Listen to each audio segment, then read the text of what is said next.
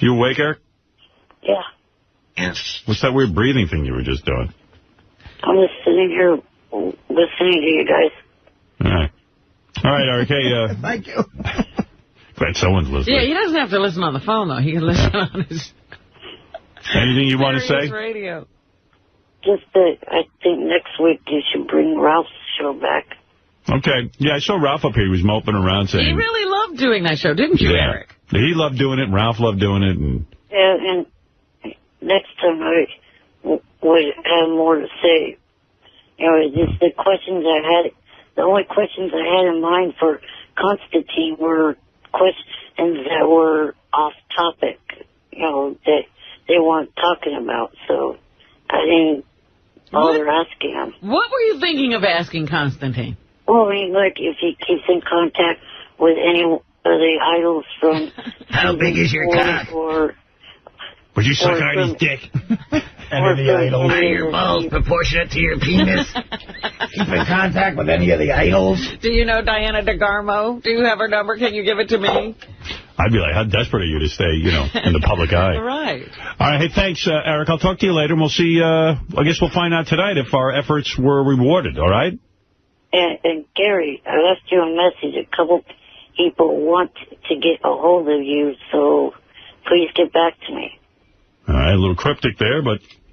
Secret message. Secret message from Eric the Midget to Gary. All right, Eric, thank you.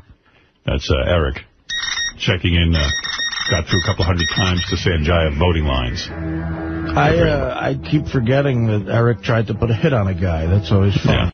Eric the Midget just called in. I want to go home and talk to Eric. Well, what does he want? What do you want? Just say that, you know, we've got Sanjaya to stay another week. Yep, we sure did. Oh, now all of a sudden you're the leader of the movement. Like, let him have some fun. He joined us. He's almost sounding like it was my idea. Hey, Artie, you said that you don't have the eye of the tiger. You got the stomach of a hippo. I thought you were going to say elephant, but you went with hippo. Stomach of a hippo. That's a good one, Eric. You know what? You know what, Eric? You're bullshit. You called in because you thought of that joke. No. And under the guise of a sand. Yes, you did. I've been on hold longer before you said that. Oh, so you're just thinking up brilliant shit on hold. Why do you call in so late? Call in early so I can talk to you. I fell asleep. Oh. You're digging the whole Sanjaya thing, huh? Yeah. Yeah. He likes it now. You had to change your heart. Are you wearing your PJ pants right now? Yes. Yes. Yes. To let you know how stupid that guy was that called you yesterday. He said that I changed my mind on Ralph's show. Uh-oh. I did a phone interview with Shuley the day before about... How cute is he in his PJ pants? I mean, really. He's so goddamn adorable. Yeah, you know... What's the most fun thing you're going to do this weekend, Eric? Well, we're moving. Oh, yeah? Yeah. Where are you going to? We're moving out of this apartment into an actual house. Oh, wow. To a dollhouse, I heard. No. He figured out that he could actually stuff himself into a dollhouse and save a fortune on rent. Cheap, too. All right, Eric, thanks. I got to get going, okay? Eric, go bore some other radio show. All right.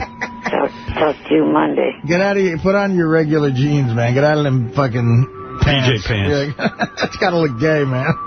Take care, Eric. Have a good weekend. Good luck moving. I'm actually going to go back to sleep. We'll talk to you next week. All right. Bye. Later, bye. Why do I envy him for going back to sleep? He's the freak, not me. Psychologically, why? Because psychologically you would love to be taken care of, and he kind of is. Parents pay for him. Right. Gets to hang out all day, no pressure. I tell you, this broad wants to date me. She has no idea what she's... I immediately make that move with a chick where I need to be taken care of. Yeah, me too. I try to fucking, swindle him into that. Yeah, it just sort of happens with me. Yeah, well, I try to have them... That does everything. Yeah, it's great if you get a woman who's that caring, but then if you don't, then your head's butt. Like this chick right now has got the life. You know, she's managing a couple of porno stars out in Hollywood. Don't worry, you'll ruin that. Yeah, before you know what you'll fuck her whole life Before you know it, she's making me a sandwich. Yeah. Gee, I used to have a life, and now I'm making you sandwiches. Shut up! The game's on. All right, here's Eric the Midget to change the subject. In Sacramento, I'm sure he wants to talk about American Idol. It's a big night. Eric the Midget is now voting for Sanjaya. Everyone now. Tonight's the night. Tonight is the big night. Everyone is voting. Hello, this is Angelina Jolie. I'm here to tell you, vote Sanjaya. Thank you. All right. She wants to adopt Sanjaya. Eric, what do you have to add to this discussion? About Sanjaya? Yes. I mean, you called and it says here, wants to discuss American Idol tonight. Go ahead. Well, just that, you know, this week's Country Week, this week will probably... Country Week? Yeah. How do you know that? I know that, actually. I feel bad for both of you. Go ahead, Eric. This week will possibly trip up, like, Lakeisha and Linda and Jordan, because the past seasons, when they've had Country Week, usually the African-American females haven't done that good. Well. All right. Well, thank you, Eric. We appreciate that thought. Interesting analysis. Thank you for that racist thought. Way to go. The Bush Boogies have been known to fall down on the job. Eric the Midget racist. Headed hoes can't sing country western. The burrheads haven't a clue as how to sing. Hank Well, Eric, Williams. We are all going to vote for Sanjaya. How many We times? don't care what the others are doing. How many times did you vote for Sanjaya last week? I told you last week was 250. Right. So that is inspirational. And that's the most important thing. How is Sanjaya going to do with country western? Sanjaya, it doesn't matter. We're voting for him regardless of how he does. He didn't even have to do a thing. He didn't have to. He doesn't have to learn his lyrics. Why sing? He should just come out and say, fuck you, I'm going to win anyway. I got guys like votefortheworst.com and Stern behind me. I would love if he did. I'd love if he come out and said, you know what, I don't fucking need this show. I got Stern, I got Vote for the Worst. He's on the cover of People magazine. Yeah. I'm huge, and I'm going to win anyway. So you know what? You get up and sing. I'm not your dog. What he needs now is the right team around him to wring as much money out of this fame as he possibly can for the next year, or 6 months even. Sanjaya,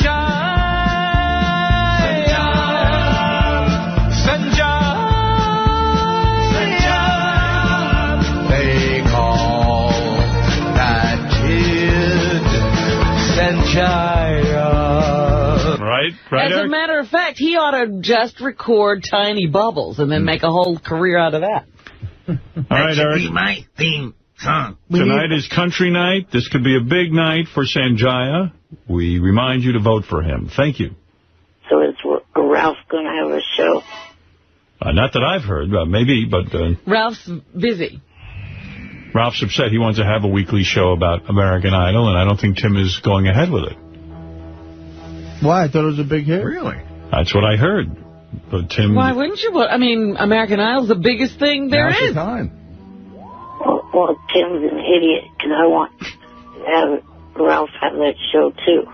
Yeah, but for selfish reasons. Yeah, because you're on it. You're a featured guest. Well, I didn't say much when I was on it, but, you know, if there is another one, I will say more than I did the first time I was on. Keep your PJ pants on. We'll get to you. Oh, the Yankees suck this weekend. Yeah, you know what? You and your Oakland A's can fuck yourselves, too. Marco Scudero, foul ball home run. Yeah, you know what? Why don't you stick to country night? Actually, I thought of Eric the Midget. I wanted to strangle him. Mariano Rivera gave up a fucking 3-run homer that lost the game. Ooh. In the last fucking inning. A walk-off homer to little jerk-offs Oakland A's. Yeah, it wasn't even our biggest home run here either. Yeah, the other ones were striking out. Whatever. Tim, what about Eric the Midget calling you an asshole because you're not having the... Or an idiot. An idiot. Eric, that's uncalled for. You should be fired, Eric. What's the deal, Tim? Well, the reason why we did the Ralph show was because you were on vacation that week. Yes. And we figured that you would carry it through when you're here, and then Wasn't necessary. I see. That was to pump up the vote for Sanjaya. That's right. I see. Right. Hey, Eric the Midget, you're on the air. Good morning. Well, at least Good morning. it was more fun when, Eric would have been gloating today. I know. But I Thanks know. for fucking it up. He secretly is. Are you happy Sanjaya's off, or are you sad? You want to know something? I played you. I knew it. Damn, you player. I knew it. He didn't play us. He was very into voting for Sanjaya. He's lying now. You could ask 5 people. Bullshit. They all knew I was doing this. Name them. You're such a liar. You know what? I don't like you. You're a little shit. You are. You're a little shit. True what they say about little people. You're such a liar. Admit you're lying. Admit you're lying right now and come clean. Well, you we're weren't never playing speaking anyone. to you again. You were voting for Sanjaya. No, I wasn't. You're a liar. Where'd you get that recording, then? A friend did that. Bullshit. You never picked up the phone for Sanjaya? Nope. He's lying. Don't even believe him. He's part of it. Now he's being a hero. You still got to put it with Sanjaya on that tour. And how is that playing us? Didn't play us. You always got to be in the in crowd, don't you little Well, he figures he discouraged people from voting since it wasn't against him anymore. Right. Exactly. The only playing Eric was doing is with himself at night in his PJ pants, jerking off that to his. Oh, Catherine McPhee. You also want to know something? That call that Johnny Fratto played for you? That was faked. Yeah, right. Which call? The one where you were arranging a hit? Yeah, I heard you were running around saying that afterwards, trying to do damage control. You're so full of Everyone knows you, Eric. We're wise to you. Johnny, where are you? You know Johnny, you know what? he was the one. You were for Sanjaya. You are so full of I came up with the idea for that, but Johnny came up with the idea for the phone call. No, it was not. You know what? I'll know when you're... Johnny, first of all, I'll know when you're faking something. You're not that good an actor. Get Johnny on the phone. I don't care what Johnny says. And Johnny's no rat. Who came up with the wet the bed story? Yeah, and the PJ pants. Those were the truth. Yeah. But they weren't the bed. It stayed in the pants. How many guys pants and it stays in their pants? You're full of shit. You like there's no tomorrow. No, I'm not. How do you not get on your sheets? Unless you're wearing rubber pants. I mean, PJ pants aren't going to hold in your... The bed. No, I didn't. They're super midget pants. I mean, who's he kidding with that story? I did not. You don't just a little bit. No. For some reason, I can stop midstream. No. I don't know why, but I have been able to for years. How does that stop the wet from getting on the bed?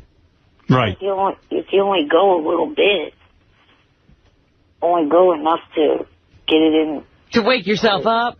Right. Why would you do that? I don't know. Idle's over. Time for bed.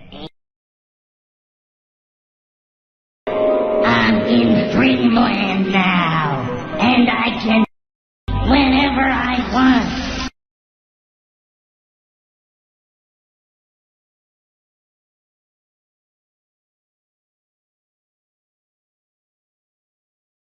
It wasn't a dream!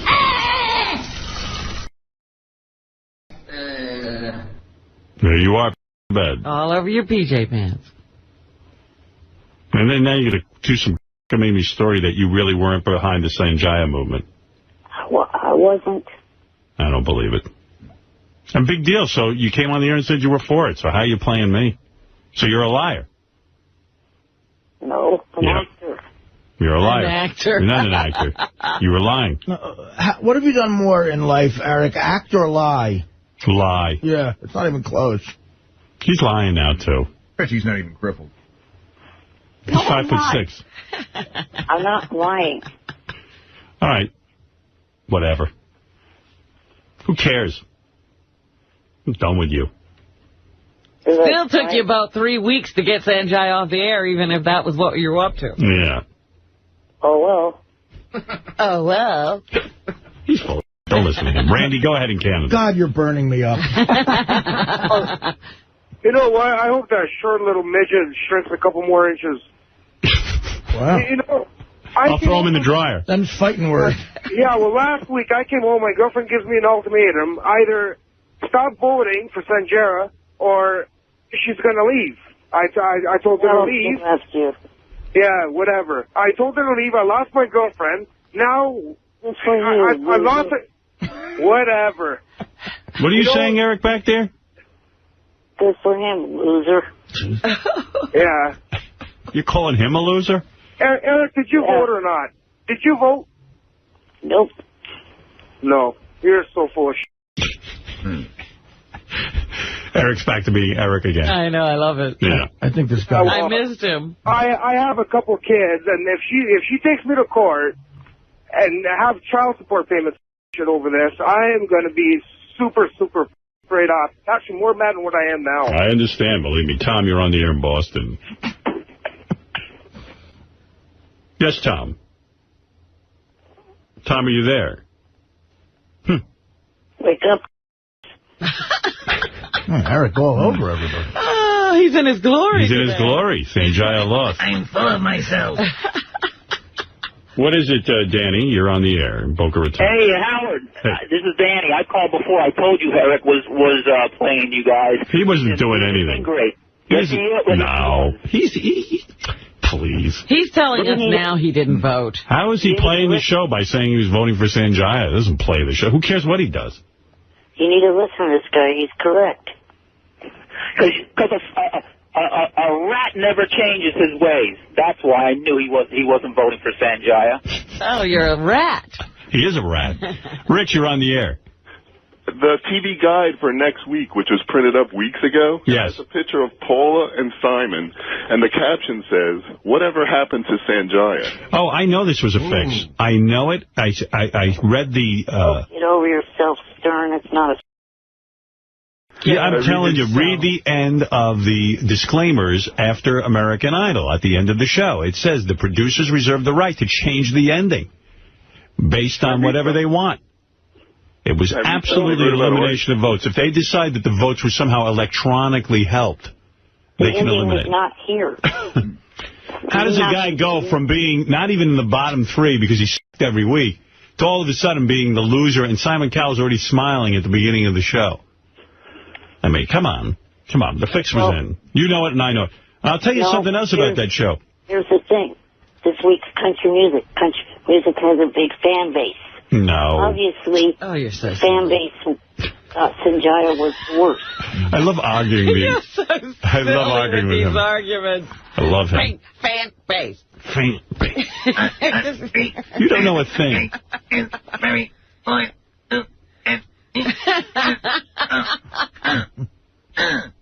Vote for the worst idiots. 0 for 4, isn't it? Andy, you're on the air. Hey, now, what's going on? Eric, I hate you, you little... And you know what? I'm glad. I don't care if you were lying or not. You still got people who vote whether you believe it or not. You little midget. You understand what I'm saying? No matter if you lied or not, Howard, he still got people who vote for Sanjaya. If you think about it. Yeah, I mean, who cares what he does? Right, let's all calm down. Johnny Votto, take care of this guy. I've been last night when I saw a little freak crying on stage. Eric, I hate you. You should be banned from the show at least 3 months. Howard, don't take his calls for a certain amount of time just to spite him. Get up, you. Get away, you. Stand up and say that. Well, matter of fact, I am standing. Dude. Oh, 2 foot 6 you of little me. prick. Dropping loads all over Eric the Midget's wheelchair. Midget wet power chair. Wet power chair. What is it with this guy? Something off. Wet power chair. Oh. Hello. Hello. This is Kelly Clarkson. Is this Eric the Midget? This is not Kelly Clarkson. This is more than likely high-pitched, isn't it? No. Who's high pitch? This is Kelly Clarkson. I think you're very cute. High pitch, give it up. I know it's you. A moment like this, some people wait a lifetime. I'm going to hear the busy. Hello? Hey, how are you? It's KC. Okay. Hey, Eric, what's up with them Oakland A's this weekend? They won yesterday. How many touchdowns did the A's make? The wrong sport. Football, baseball, my balls. What's the difference? They're all going in your mouth. No, they're not. Come on, it's KC here. Nice. How many of those midget fingers can you fit in? None, because I wouldn't try. Come on, I got a lollipop for you. I don't give a Taffies for you, too. Speak up, you walk. So what games are you betting on this weekend? I don't know. Niners and Raiders.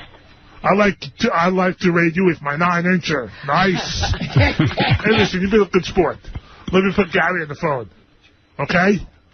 Okay. Can you hold on? Yes. Hello, this is Gary Delabate. No, it's not. I could tell it's Eric, or High Pitch Eric. It's Gary. How are you? It's High Pitch. I could tell the... Hi, it's Gary Delabate. Can I help you? I'm here eating chocolate. Let's talk. High Pitch, I could tell it's you. My voice sounds a little different because I have a mask on. I have a welder's mask on. That mask makes you sound exactly like High Pitch. This is the real deal, okay? Whatever. That's a great one. I love that. I still think that might have been Kelly Clarkson. Yeah. At the very beginning? Yeah, right. Yeah. Those other people I'm not sure about. Well, whatever. Curtis, you're on the air in Grand Rapids, Michigan. I would love the show. Eric, when you buy the ticket this summer to go see the North Idol tour, you're still seeing Sanjaya. That's right. I'm taking that as a win in our book. Eric, you're going to have to steal a little nappy-headed hoe up on stage. Going to be singing. And you're buying a ticket to go see him. You hear that? So you're going to go see Sanjaya anyway. I'm not spending money on that, no. Yeah, you will. Yes, you will. What else are you going to do? You're going to have to sit through Sanjaya, thanks to us. And that's it. Hey, let's go to Mike. Mike, you're on in Staten Island. Hey, Al, what's happening, man? Hey, now. Hey, listen, going back to F-Troop, a classic Chief Wild Eagle line. He says, we attack at dawn. How are we afraid of dark? Yeah, that was a great show. How are you afraid of dark? That's pretty good. Yeah, that's fun. It's still on, man. It's on, I forget what channel, but it's on Saturday night. TV Land, yeah. Yeah, maybe that's it, yeah. Remember Dobbs and Hoffenmuller and Vanderbilt? Yeah, that was a cool show. They ought to put those out on DVD. Maybe they are. I don't know. Could be. I don't think they are, actually. Really? Yeah. Amir, you're on. Howard, love you, man. Hey, thanks, bro. Hey, I'm from Florida. I understand in Florida was the state that voted the least. There's no way. It took me, there were so many busy signals, and my girlfriend and I were trying. Oh, he won. Sanjaya. And I don't even watch the show that much, but I was voting, and the week before I got about, I don't know, a good 45 minutes of voting. Thank God you had the ticker on my Sirius satellite radio. Yes. Because I got the number. We didn't know who to vote for at first, because I was, going to the show. Well, I'm telling you, it's questionable, and our news department's going to investigate what happened. Tom, you're on the air. Hey, how are you, Howard? I love the show, man. Artie, you're great, man. I'm, thousands of people calling the show every day. I'm calling in to waste my time to say that, Eric, you're you're the most ungrateful. And I just wanted to say, I drive to work. I listen to the show every day religiously. It's like a drug. And every time I hear you open your mouth, it's just like I want to just smack the It's like getting a hold of bad Coke. Yeah, right. And I just want to say, Eric, I did something this morning you'll probably never do in your whole life. I stood up and I took a... Oh, that's not Now they're getting low. Now you're getting a low. Oh, my God. Come on. Guy is so ungrateful. I've been doing that the last couple of days. Whoa, nice. Is that true? Yes, I'm standing up. I don't any other way. I didn't even know you could stand up. Honestly, I'm not being funny. As long as I'm holding on to something, like right now, I'm holding on to my bed. You're just standing there, huh? Yeah. God, that's weird. Looking at a phone number that you could call it, the person could prove to you that I was being being honest with you right now, telling you that I did not vote. I'm standing in my bed. The big crib. Standing by his crib? Hello? Hey, Gary. Yeah. It's Sal. Hey, what's up? Hey, listen, I don't know if you know this, but Eric the Midget just called me. He is really at you. He said that he called you and you hung up on him. No, he did not. He didn't call me. All right, let me put him on the phone with you and you could talk to him about it. Put him on the phone. Hello, you big nose. Oh, you didn't call me, you... Don't hang up on me. I didn't hang up on you midget. Don't you ever do that again. Tell me something, Eric the Midget. Are you in the wheelchair, you... Can you walk? You annoying sack of... Goodbye, you midget. Wow. I forgot about that. Yes.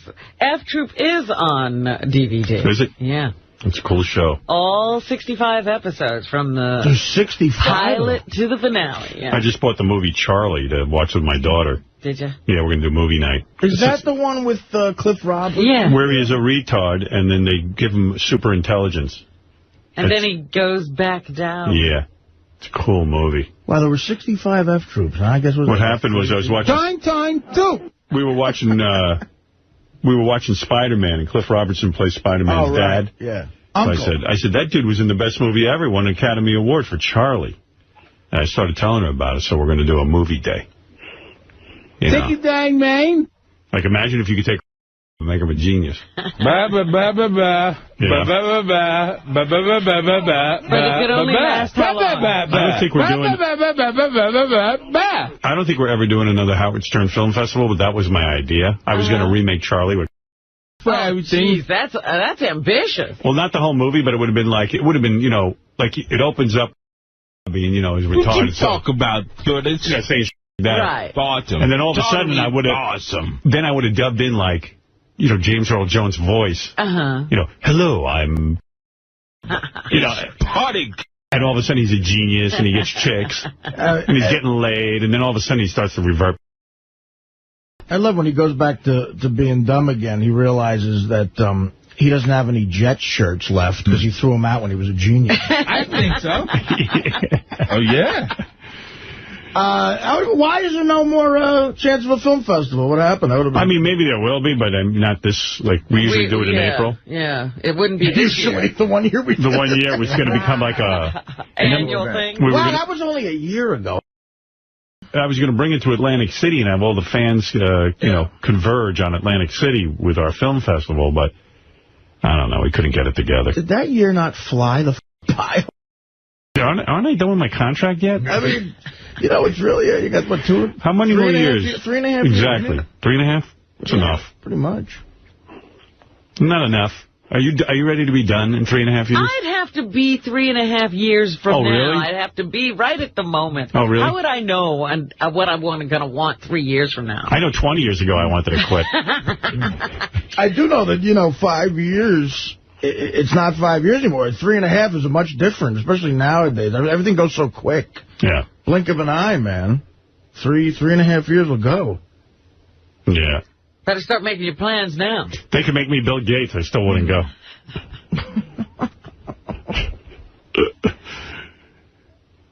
I don't know, man. You know me, though. I always end up re-signing. Maybe I'm like a kid like I'm. You won't know. Be all It'll be old like and shit. Charlie. You don't know you're supposed to quit. You gotta, on some level, want to not get up this early. I hate it. But you see, I don't even know why we can't start doing the show. Everybody asks me, what time do you do the show now? I said the same time we always did. Well, everyone says to me, well, you can play it all day. What's the difference? What time you do it? Why can't you do it some other time? I said, I vote if we have to do it at 6 o'clock. Let's move to London. No, I hate it there. Oh, come on. London's a great place. Chicks are all pasty.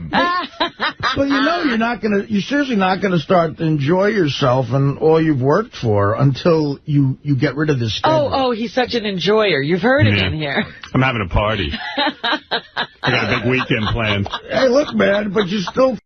You might want to stay up. What, is he going to start gardening? Whatever the My greatest joy is Beth, and that lasts like a minute. I can't even hold out that long. And then it's done. Boy, there's nothing better than Beth. Artie, you ought to try it. Oh, really? I'm not kidding. He ought to just let you have a test run, just so you can see. She's interviewing Donald Trump today. That would be awkward. Yeah. Well, she's interviewed him before. Yeah, there's another interview. For what? Oh, extra? Yeah. She's interviewing him in his limousine. Oh, this time he's going to... I know. Oh, that's what's going to happen. Don't say that. Son of a... now have to be in a limousine? Because he wants a... Yeah, with his wife sitting there, I saw the previews. No. With them. Wrong. She hasn't done the interview yet, and the wife isn't going to be with him. Oh, maybe it was the old interview clip Yeah. they were showing. Yeah. Because I watch that show all the time. Yeah, I like that show, too. I don't know, man. Your girlfriend's definitely better looking than a Tanika Ray. Right. Who's Tanika Ray? One of their other correspondents. Yeah. Wow, this is a conversation you've left everyone out of. You are a little fruit, aren't you?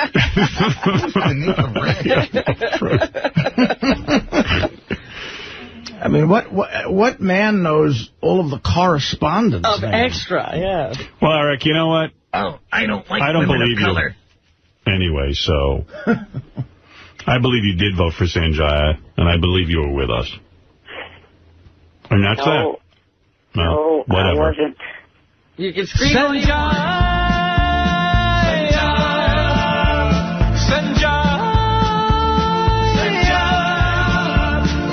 call that kid Sanjaya.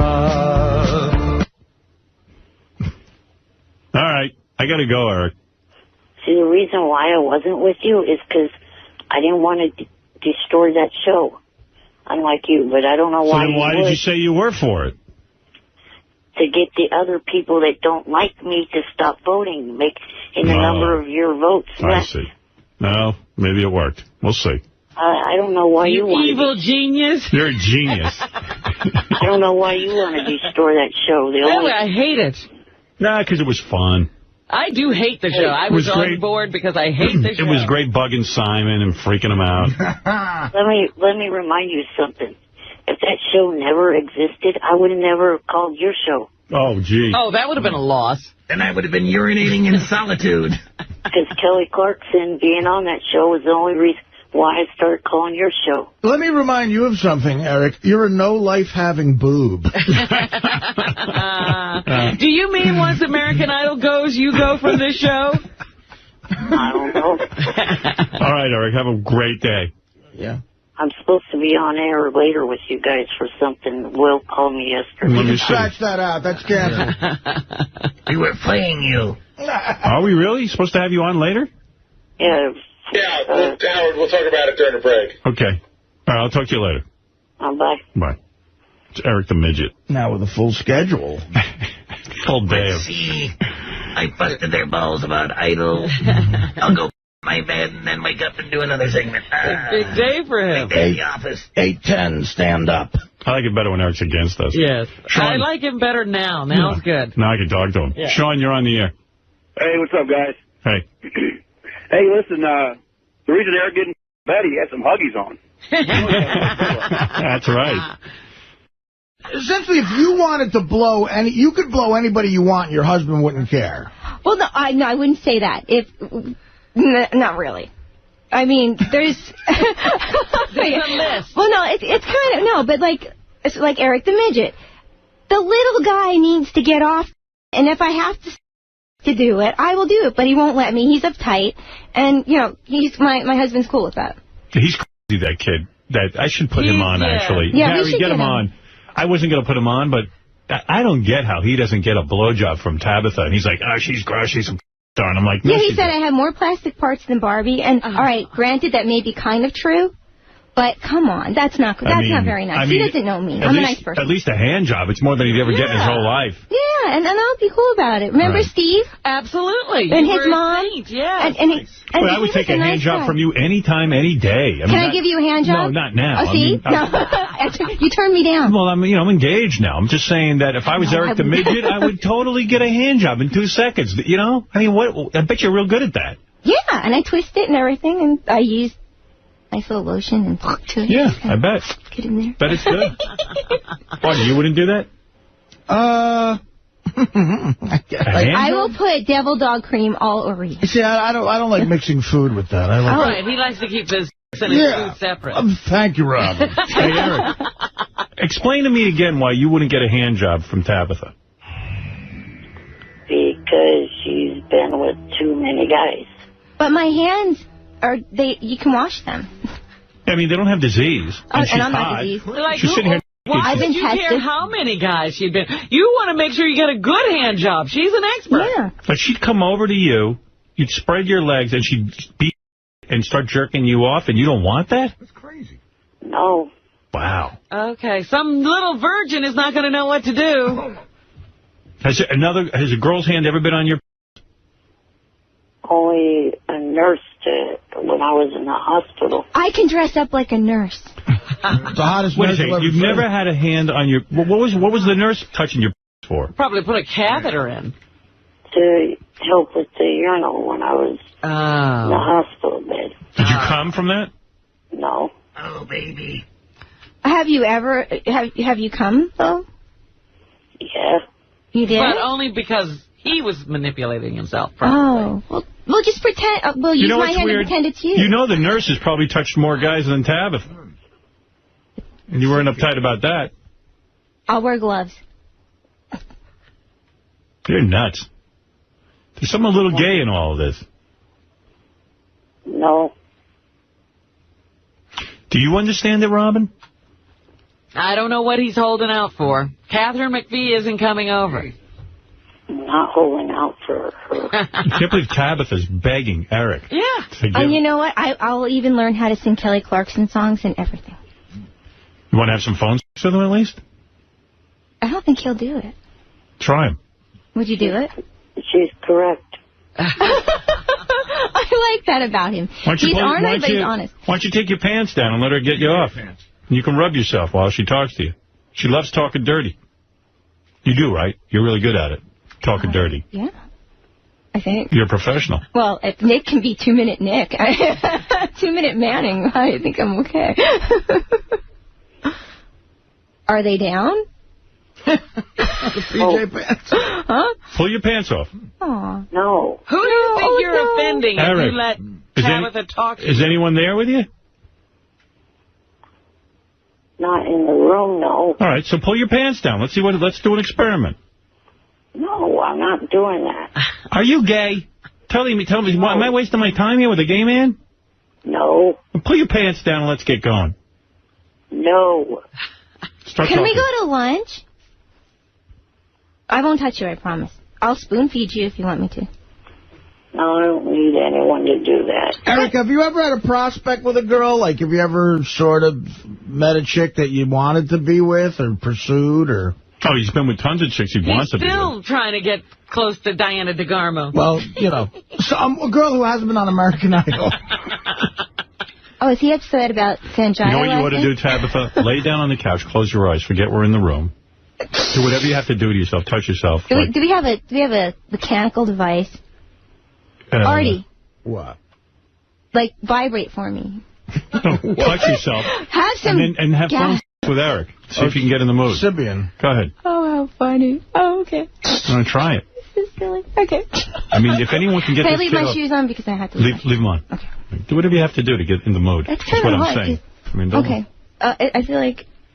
Okay. All right, go ahead. Okay, I'm going to... Eric, I'm fingers. Can you hear me?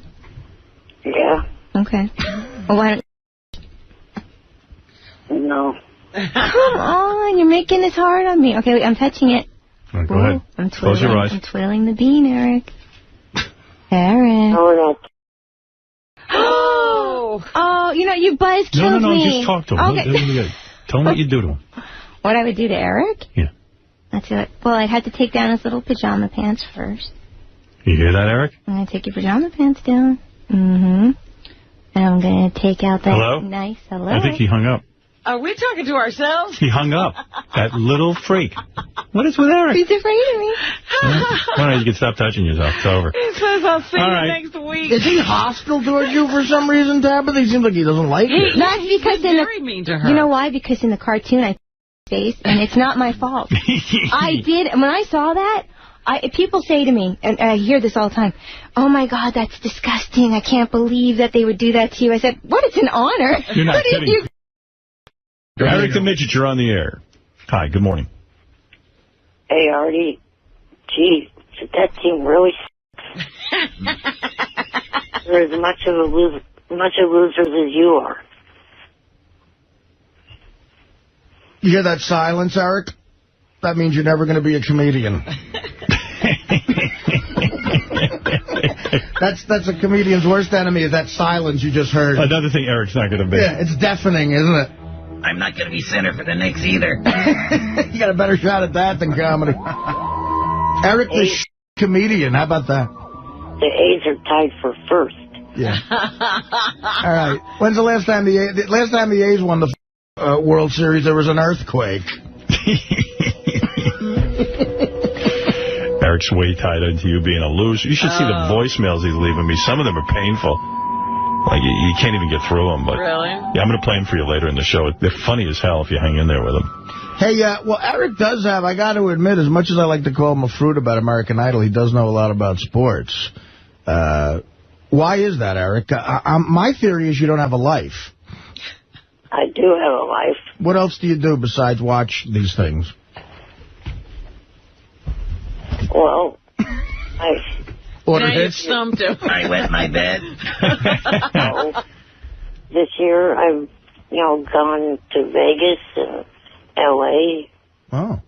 The first couple months of the year, that's two things I did. What did you do in Vegas? Just went looking around at the different hotels and stuff like that. Nothing you have to keep secret, huh? Yeah, like what goes on in Vegas stays in Vegas? Right, none of that. Well, it's so funny. You talk about...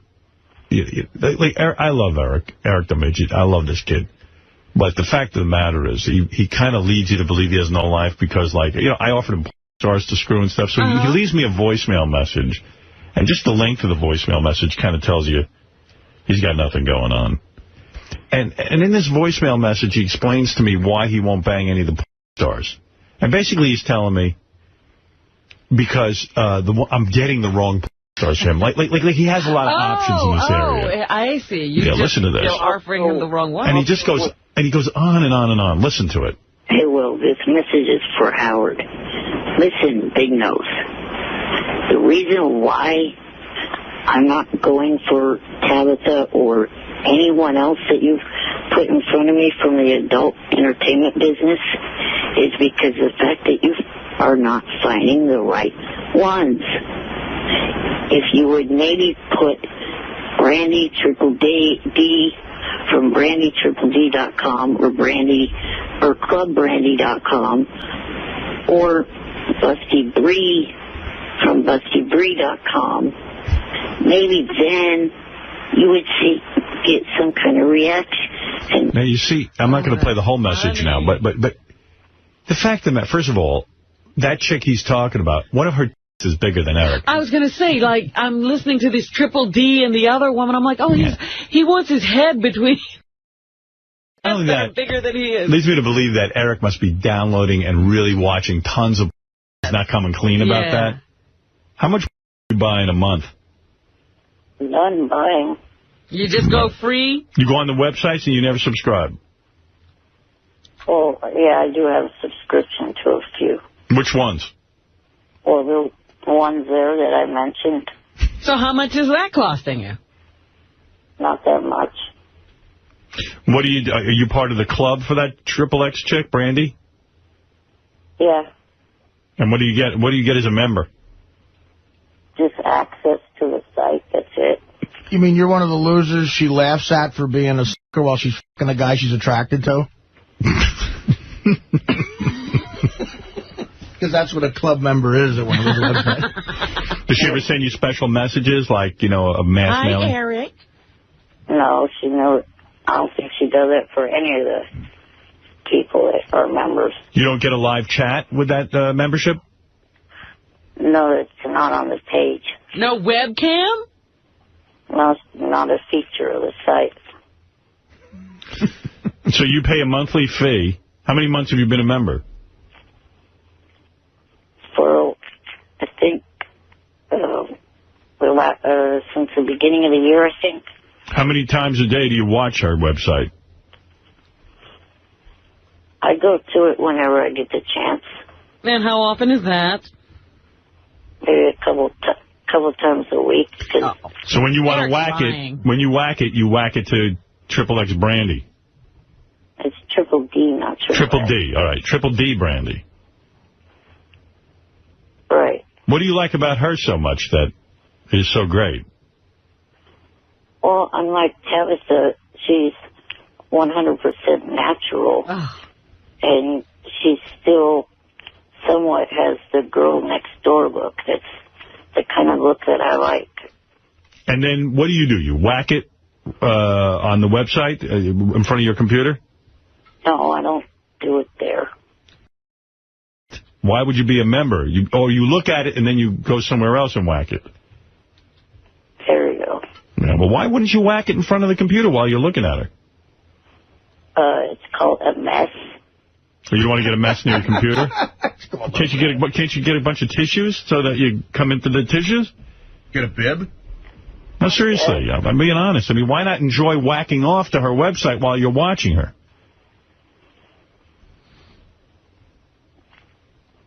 Well, I don't know exactly why. We just don't want to make a mess. But where do you go that you don't make a mess? The bed. Oh, everything goes on in that bed. You're telling me so much comes out of you that it's too big a mess? Well, sometimes no. Well, your PJ pants must be crusty. I have to chisel them off. Let me understand something, Eric. I mean, you won't whack off while you're sitting at your computer because you feel...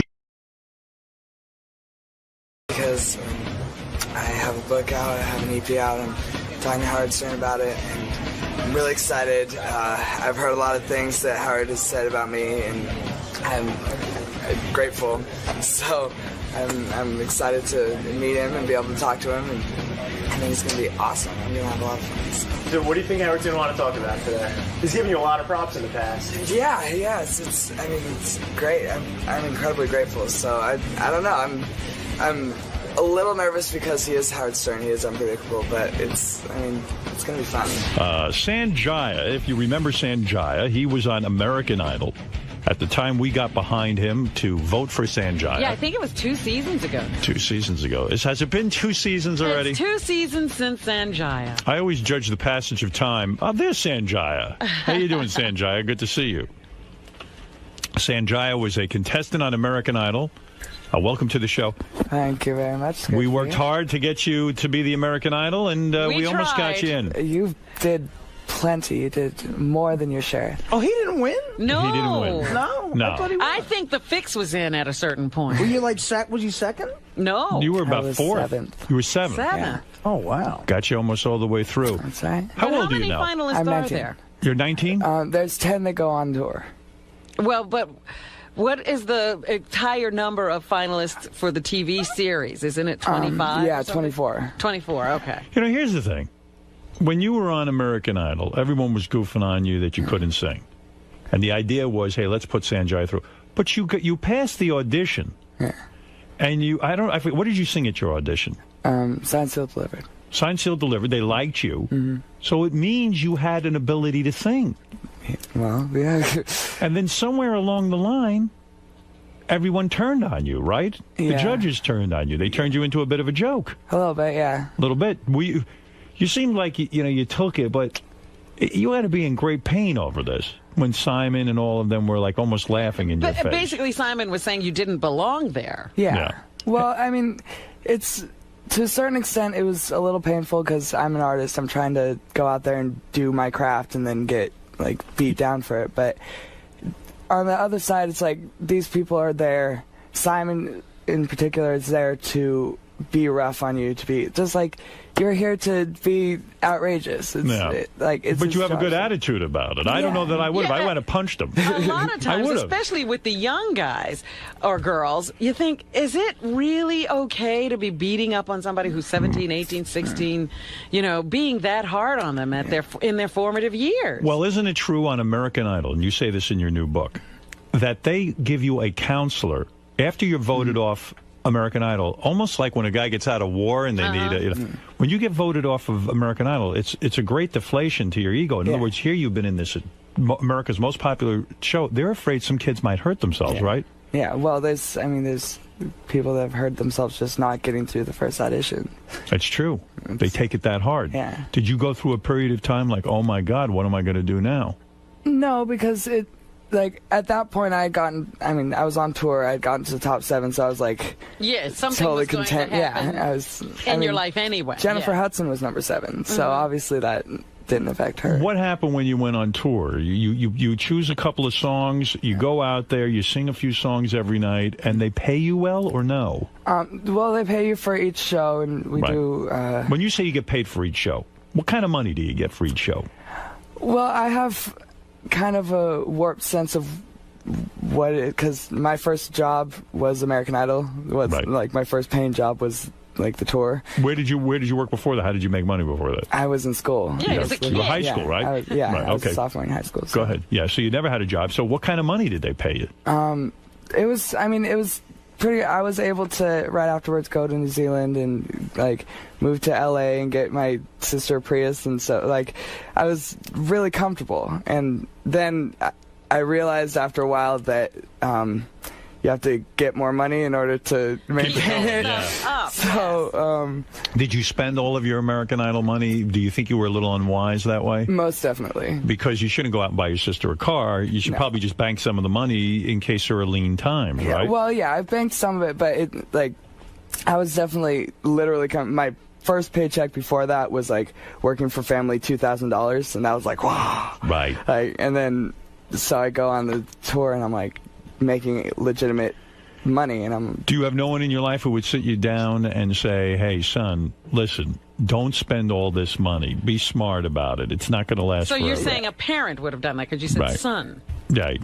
Yeah, I had people telling me that, but you didn't listen. I didn't listen. You got the money. You were old enough that they handed you the money. Well, yeah, I was at the end of the tour. I turned a week before the end of the tour, I turned 18. So But it hasn't been easy for you. Your mom went to jail, right? I was reading. Now, is that in your book that your mom went to jail? I might have briefly mentioned it, but she went to jail for putting you on American Idol? Yeah. Can you believe this? Actually, I fought her to go on American Idol. Yeah. She didn't. She wanted me to wait a year. Did you? Why'd your mom go to jail? What was she doing? It was overblown marijuana operation that she had for medical uses. She was growing for medical uses. All right. Where did she live? In Seattle. So she didn't have a marijuana operation. She had an operation that caused her to use marijuana. No, he's saying she grew marijuana for medical purposes. Oh. Yeah. But in Seattle, is that legal? It's not legal. Well, it's a gray area for medical uses. So it's. So what are you, an Indian guy or what? My dad's from India. And where's your mom from? My mom's dad's family is from Italy, and then her mom is English-Irish. So she's like a white type of broad, and then your dad was an Indian, so you guys came up with kind of a mixture over there. Now, I got to say, how's that sister of yours? I found her quite attractive. Thank you. She's doing good. She's actually, she wanted to call in, but I don't know if she's... Why should she hog your airtime? You know what I mean? Yeah, she's listening in her Prius. Yeah. I hope she sold that at Prius and gave you back the money. Well, I'm living in New York, so I'm not driving, but when I go back to Seattle, I get to drive it because it's technically my car. She's quite attractive. She have a boyfriend? Yes, she does. She does. Yeah. And what's she doing with herself? She's in Seattle right now, but she's writing music. She's working. Is she sexually active? I'm sure. I don't. How old is she? Do you think she's gotten it? Huh? You think she's gotten it? Gotten what? Sex? Yeah, the ween. Yeah, I'm sure. Yeah. How old is she? She's 21. She living with this guy? Yeah. You kidding me? Yeah. And they're celibate, Howard. Yeah, they're saving themselves for marriage. So he's doing it. You think that's our first? No. She's been around the block, that chick, huh? Not around the block, but she's had previous relationships. Now, you mentioned in your book, now I got to be honest with you, I thought you were gay. Okay, a lot of people have. I think you're a gay American, and I still think it. Because, really? Well, you're very effeminate. You know what I mean? You're a good-looking guy. Thank you. And you have a very slight build. And I say to myself, you're going to make him gay. And he's not. Well, no, I assumed you were gay. You claim in the book you're straight. Let me say something, Howard, because I, like you and many others, thought that too, watching him on the show. But when he walked in here, I did not get a gay vibe. Yeah, I'm not getting a gay vibe. But then again, I'm the last one to know. I have no gaydar whatsoever. I'm so masculine in the traditional sense. You didn't know I was on heroin. I didn't know he was on heroin, and he's been on it for he's years. Sitting right next to you. Would you do me a favor to prove that you're straight? Will you fuck Robin right now? Oh, stop it. Would you mind? It's not necessary. Sanjaya, would you mind giving her sex right now? She needs it badly. She had a trauma-filled weekend. I'm sorry. You can't do it? I could do it. Unfortunately, I have a girlfriend. So it's okay. I get in trouble. Robin, take off your clothes and let's start it in right now. He could give me a massage. Just don't get in a relationship with her. Cost you $800 for a bottle of wine. You're not kidding. She's expensive. Oh. No, so when did you bang your first broad? When I was 16. 16? Mm-hmm. See this? You see, I jumped to conclusions about so you. So you're watching him on the show thinking he's never had a girl. And he did. 16, you banged your first chick. You're a good-looking dude. I bet you can get chicks easily, huh? I could, but like I said, I've been in a relationship for a year now. So look at you, banging chicks. The hell do I know? You really never kissed a guy? Never took it in the ass? Nothing. I bet you guys proposition you. Oh yeah, all the time. All the time. I can see that. Fred wants to talk to you about maybe sleeping with you. I don't know. He loves it. He goes both ways. Nice. But no kidding. Color me disappointed. Yeah. Good for you. I don't get a gay vibe looking at you now. Well, good. I mean, nothing wrong with being gay. No, gay people are awesome. Right. I got no problem with it. I'm just saying that's what I figured for sure. So what, like, don't you think people who go down and audition for American Idol are a little bit wacky in the sense that, I mean, it is a wacky thing, right, to do this? What did you do? You woke up one morning and said, I'm going to go down to American Idol, or did you plot this thing out?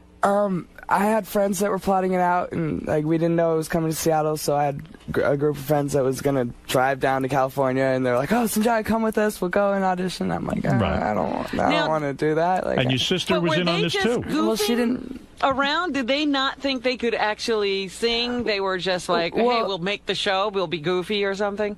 It was my choir, so like my school choir, so they're like, oh yeah, we're going to get on, we'll all get on together. You were in the choir in school? Oh yeah. And you're not gay? Nope. Choir chicks are hot. No, I don't. On the last show, so when we were doing this whole thing, when you were on American Idol, and we were like, hey, vote for Sanjaya, you had said, you kind of said, look, I don't know Howard Stern, I don't know anything about him. And I don't care about that, and that's not the way I'm going to win American Idol. But do you now think that maybe we did help contribute to your long run? Yeah. I know for a fact that a majority of the people that come up to me on the streets are people that say, oh, I'm a huge fan of Howard Stern, I'm a fan of you, blah, blah.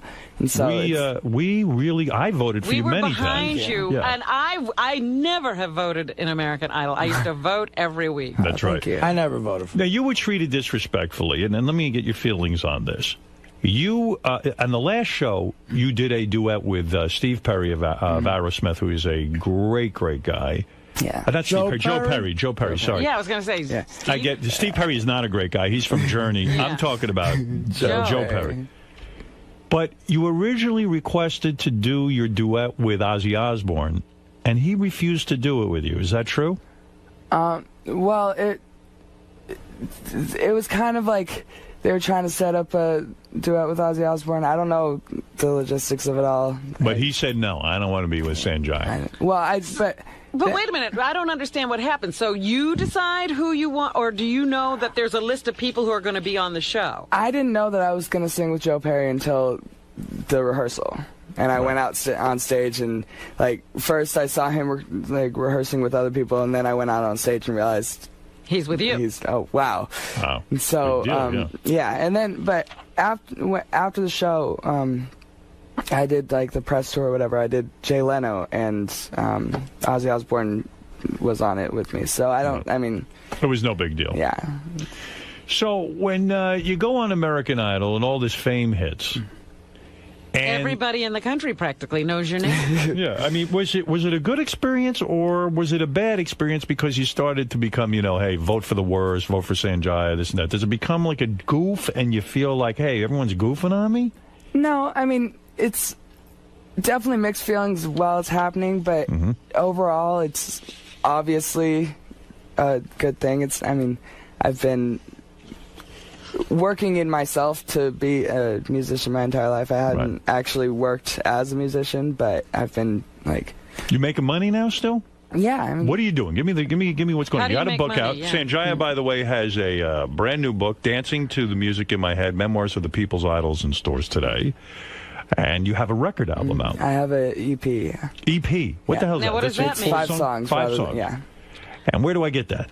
Amazon.com. Oh, so you're selling it on there. Yep. And what is it? Dance music? What kind of music is it? You can dance to it. It definitely has, like, really good beats. It's world influence, very much so. So a lot of the beats are like tablas or djembes or something like that. And then... Are we going to listen to a little? Did you write the music? Yeah. Did you write the music? I wrote some of it. I had co-writers as well. My sister helped me write. A couple family members helped me write. So it's really been... How far would you go to be famous? Would you appear nude in a magazine? I've been asked this question, and it's a dangerous answer because it totally depends on... I would if it was a really classy magazine. I wouldn't do, like, Playgirl. You would show your penis and balls? Depending on Let's how... say it was a classy magazine like Time Magazine. Time Magazine isn't doing They that. don't do nude, No. Robin? National Geographic.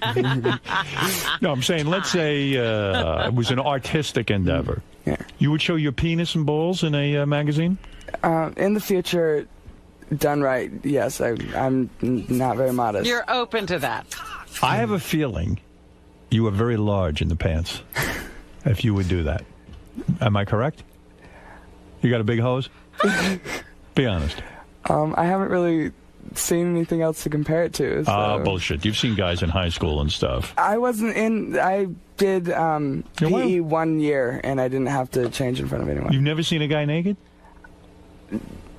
Not accidentally at a party, but I wasn't paying attention. How big was his penis? Was it bigger than yours? His nickname was Frankie Footlong, and it wasn't an exaggeration. So he was very big. Yeah, so it's... What are you hanging with him for?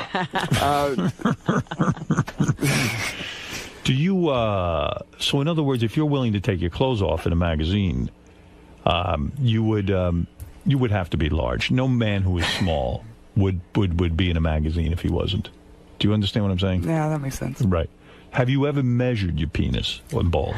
What kind of an... Well, this is an interesting interview. Well, I don't know. I know a lot of guys that have. It's not... You never measured yours? In the past, I have. You have? Not recently. Were you more than 6 inches or below 6 inches? I haven't measured myself in quite a long time. All right. When you did measure yourself. How old I'll were tell you you when my you measurement. I'll be honest with you. 13. I'll tell you my measurement if you tell me yours. His 13-year-old measurement. I bet you beat me at 13. At 13, I was under 6 inches. Fully erect? Yes. Okay.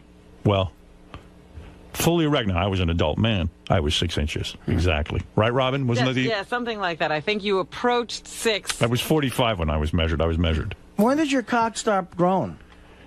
My cock stopped growing when I was very young. I was going to say, like, when is that? I'm only 6 inches. Because I'm hoping it's 50 or something. And I'm 6'5". I should be 8 inches because it would look much better. Hey, that would be proportional. It doesn't look that good when I'm nude, I'll be honest You're with you. not going to be posing in a magazine? Oh, no. Is that what you're saying? No way. Not with my big belly and widespread ass, and there's no way. You know what I'm saying? So you say, so then when you went out on this tour, American Idol tour, a lot of girls hit on you and stuff? Yeah, yeah. And you didn't take advantage of it? No, because... You didn't do the groupie thing? I have time for group. I mean, it's not... I don't know. I wasn't really... See, that makes me suspicious that you could be a little bit gay. No, because I don't know. I don't have to just get all the chicks that You ever bang an older broad? I'm talking about like a, 30-year-old? No. Nothing. No, the oldest I've done is, 19 when I was 18. 19. You ever fuck like a great grandma, like 55 or something? Yeah. What is that life like? Are you guys all living in one place, closed away from the world, unaware of what's going on around you? Yeah, pretty much. We're pretty much just like in a bubble. And like every once in a while you can go on blogs and stuff and see. I didn't because it wasn't like just psychs you out. But which one of those assholes wasn't nice to you on the tour who wouldn't talk to you and stuff? Yeah, was that going on? Yeah, there was somebody. I know you mentioned this in your book. One of them. I forget which. Who else was on your season? But you said when you were out doing the tour, so to speak, that here. Wait, I'll try and find it in my notes. Do you know who I'm talking about? I don't know. I mean, it was really like it was very much like high school in that like there were cliques. There was cliques kind of, but then they'd switch around. Who was in your clique? Were there some people who were nice to you? Well, there was. I mean, me and Jordan were both underage, and then the next oldest one was 23. So here, this is what you say. What did I say? Blake Lewis called Sanjaya. Blake Lewis was the beatbox guy, human beatbox guy, a disrespectful little kid who was disrespectful of people's boundaries and didn't have a father figure in his life. What is shithead. Oh, Lewis went on to say, why is this little kid that's just annoying on the show? I don't think he should have been on the show at all. It's just bad for television, terrible, terrible television. Did he say that about you? He said that on a radio interview, yeah. Yeah, now, in a radio interview. Yeah. Now, how do you deal with a guy like that after he says something to you? Do you walk up to him and confront him? No, because it's not, I mean, on tour we were pleasant, like, it wasn't any kind of like. But he dissed you. Why do you take that? He dissed me, but it's not. I mean, it's his own deal. I'm not like I respect him. He's an incredible beatboxer and he's a great performer. So it's not like he's got his like. No one's questioning his beatbox ability. You're very evolved, or wimpy. I'm not sure which here, but you're very evolved to say, "Hey, that's his opinion, and I don't care." I could beat up everyone who had a bad opinion about me, but it's not. I mean, there's more important things to fight about. You, all right. Well, he's more involved than I am. I would have gone up to this character and I would have said, "Hey, listen, I'm gonna kick your ass." Fat beatbox lip. Yeah, and then he would have beaten me up.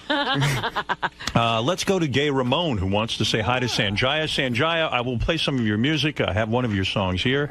The book is called Dancing to the Music in My Head, Memoirs of the People's Idol. It's in stores today. And you had some help writing this, I assume? You have a guy who works with you?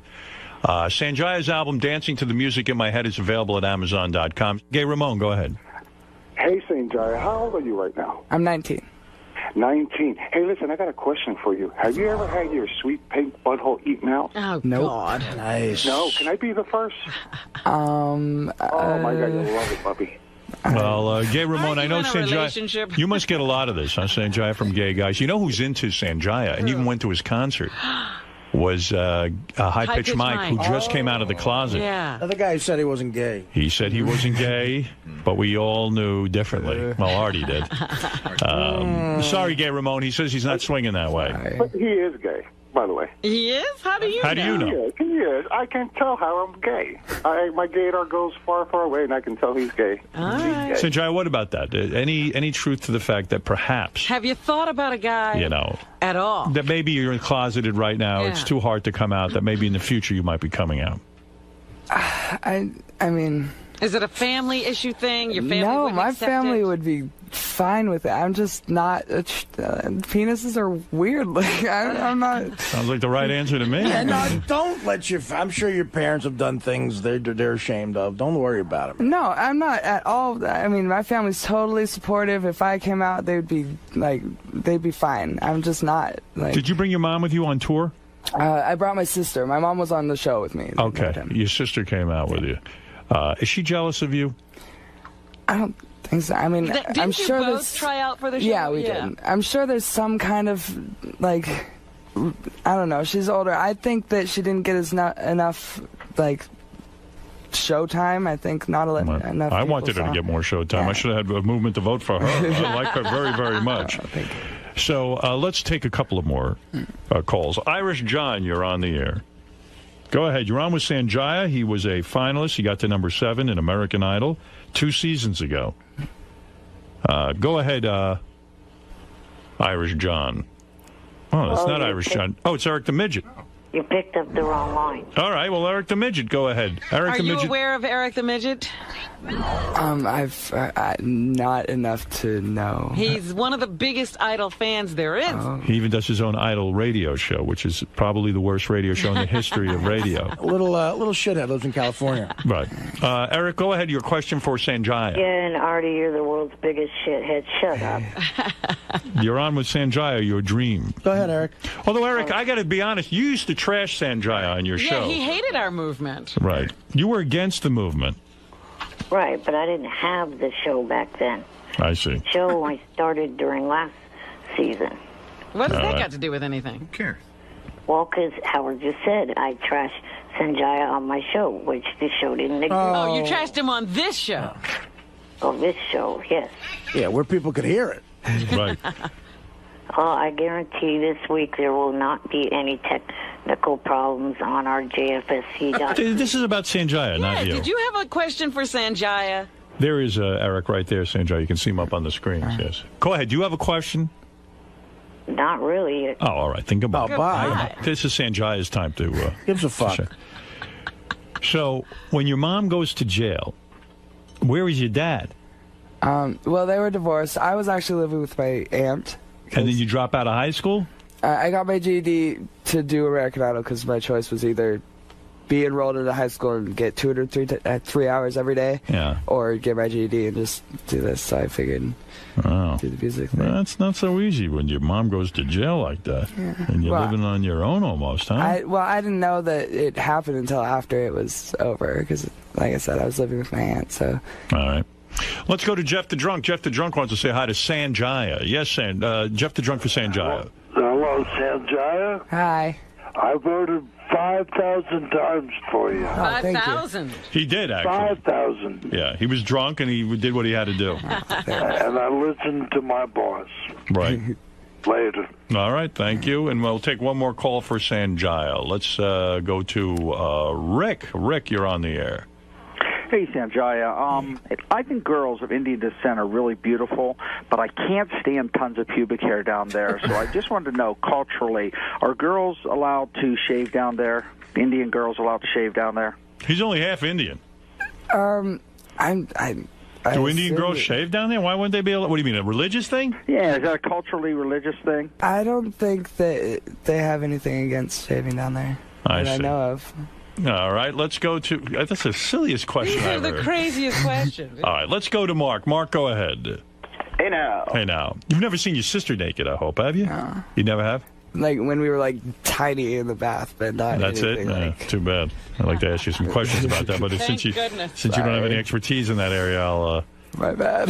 Yeah. Ask all you want about Frankie Footlong. All right, go ahead, Mark. Peace and love, peace and love. Peace and love. There's no way Sanjaya is straight. There's no way at all. Why do you say that? Artie's got to throw something at him to get him out of the closet. No, yeah, well, I don't know. I only do that to staff members. Sanjaya, what's your gay problem?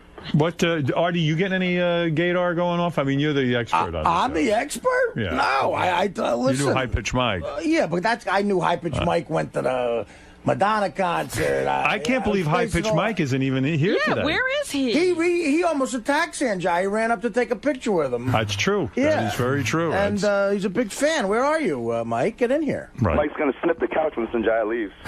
Do you think American Idol's seen its best day, Sanjay? Do you think it's over? I don't know. It's hard to say because it's. Do you watch the show?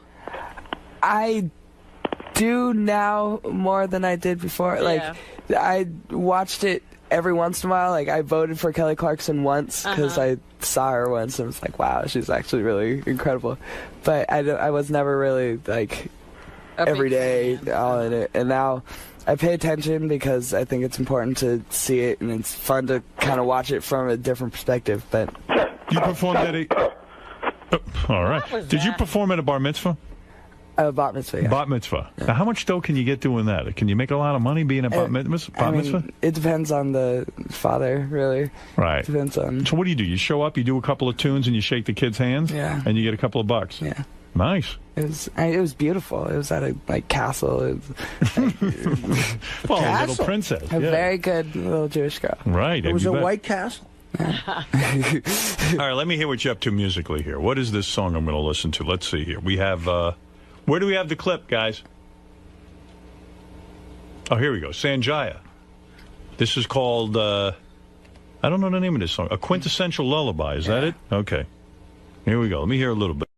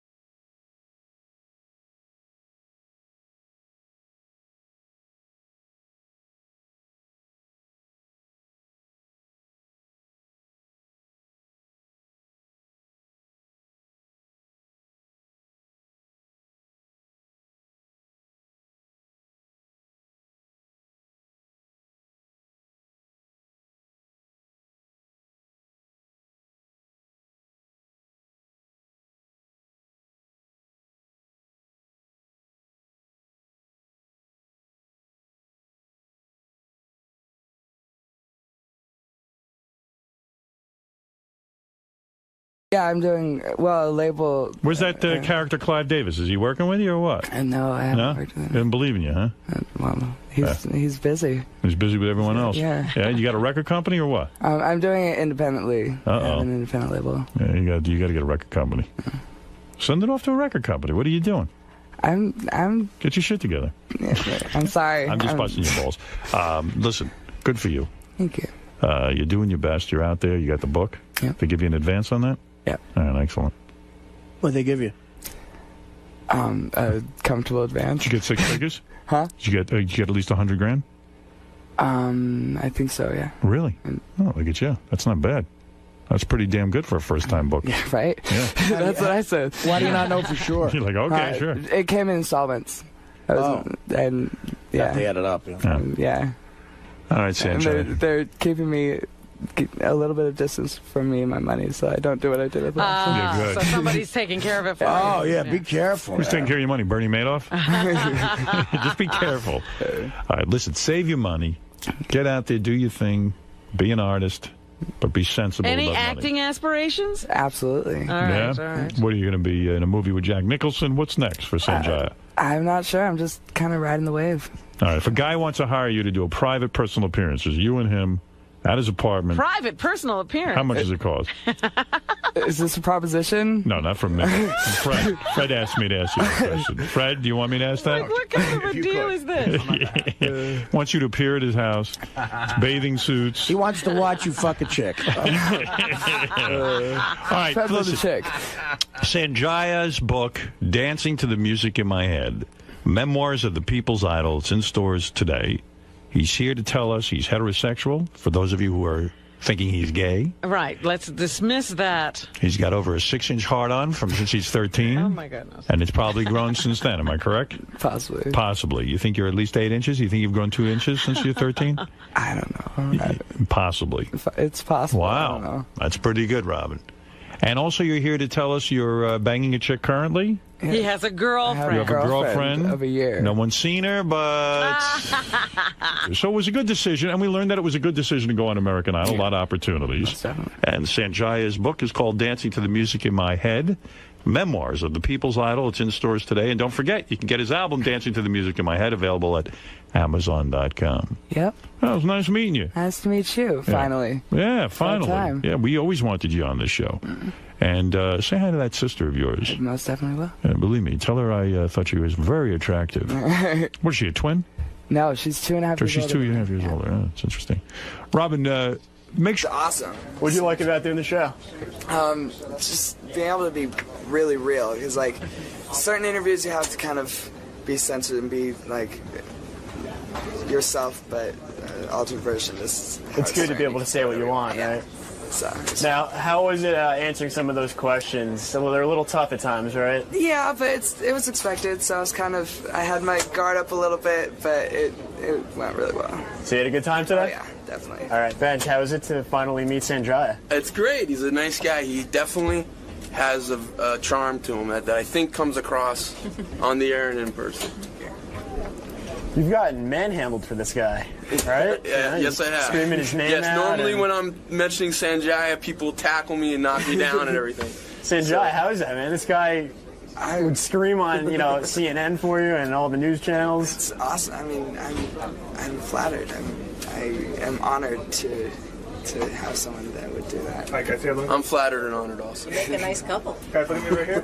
1, 2, 3. One more. 1, 2, 3. Oh, that's cool, man. Hey, nice to meet you. It's great dropping the show. Can't wait to see the book.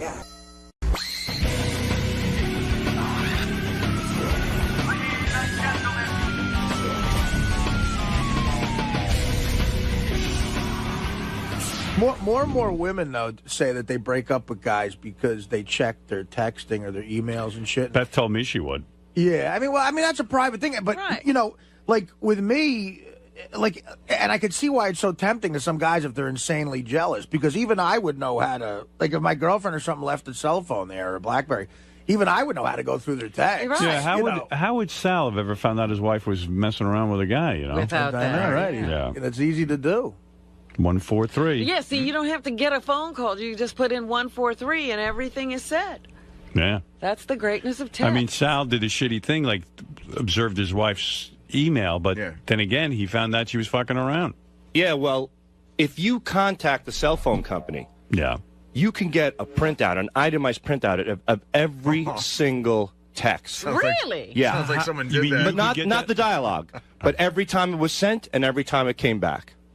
Every because single you're one. the guy who pays the bill, and you're maybe saying, "Hey, I think my bill is wrong." That's exactly it. And I requested it. And the crazy thing was, when I was in Disney after I got shot in the ass with a paintball gun, when I reviewed the paperwork, every time she was free, she was texting this guy. So she was at the pool, and to see that we're on vacation, and there was like 40 minutes worth of text in it, it was just. She was like, he was on her mind, even though she was on this vacation. Yeah, I went fishing with my sons, and she was at the pool at that time. And they were texting back and forth. So when I went through everything, But Sal, you'd get a divorce if you had enough money to do it. I don't think so. No, bullshit. Why?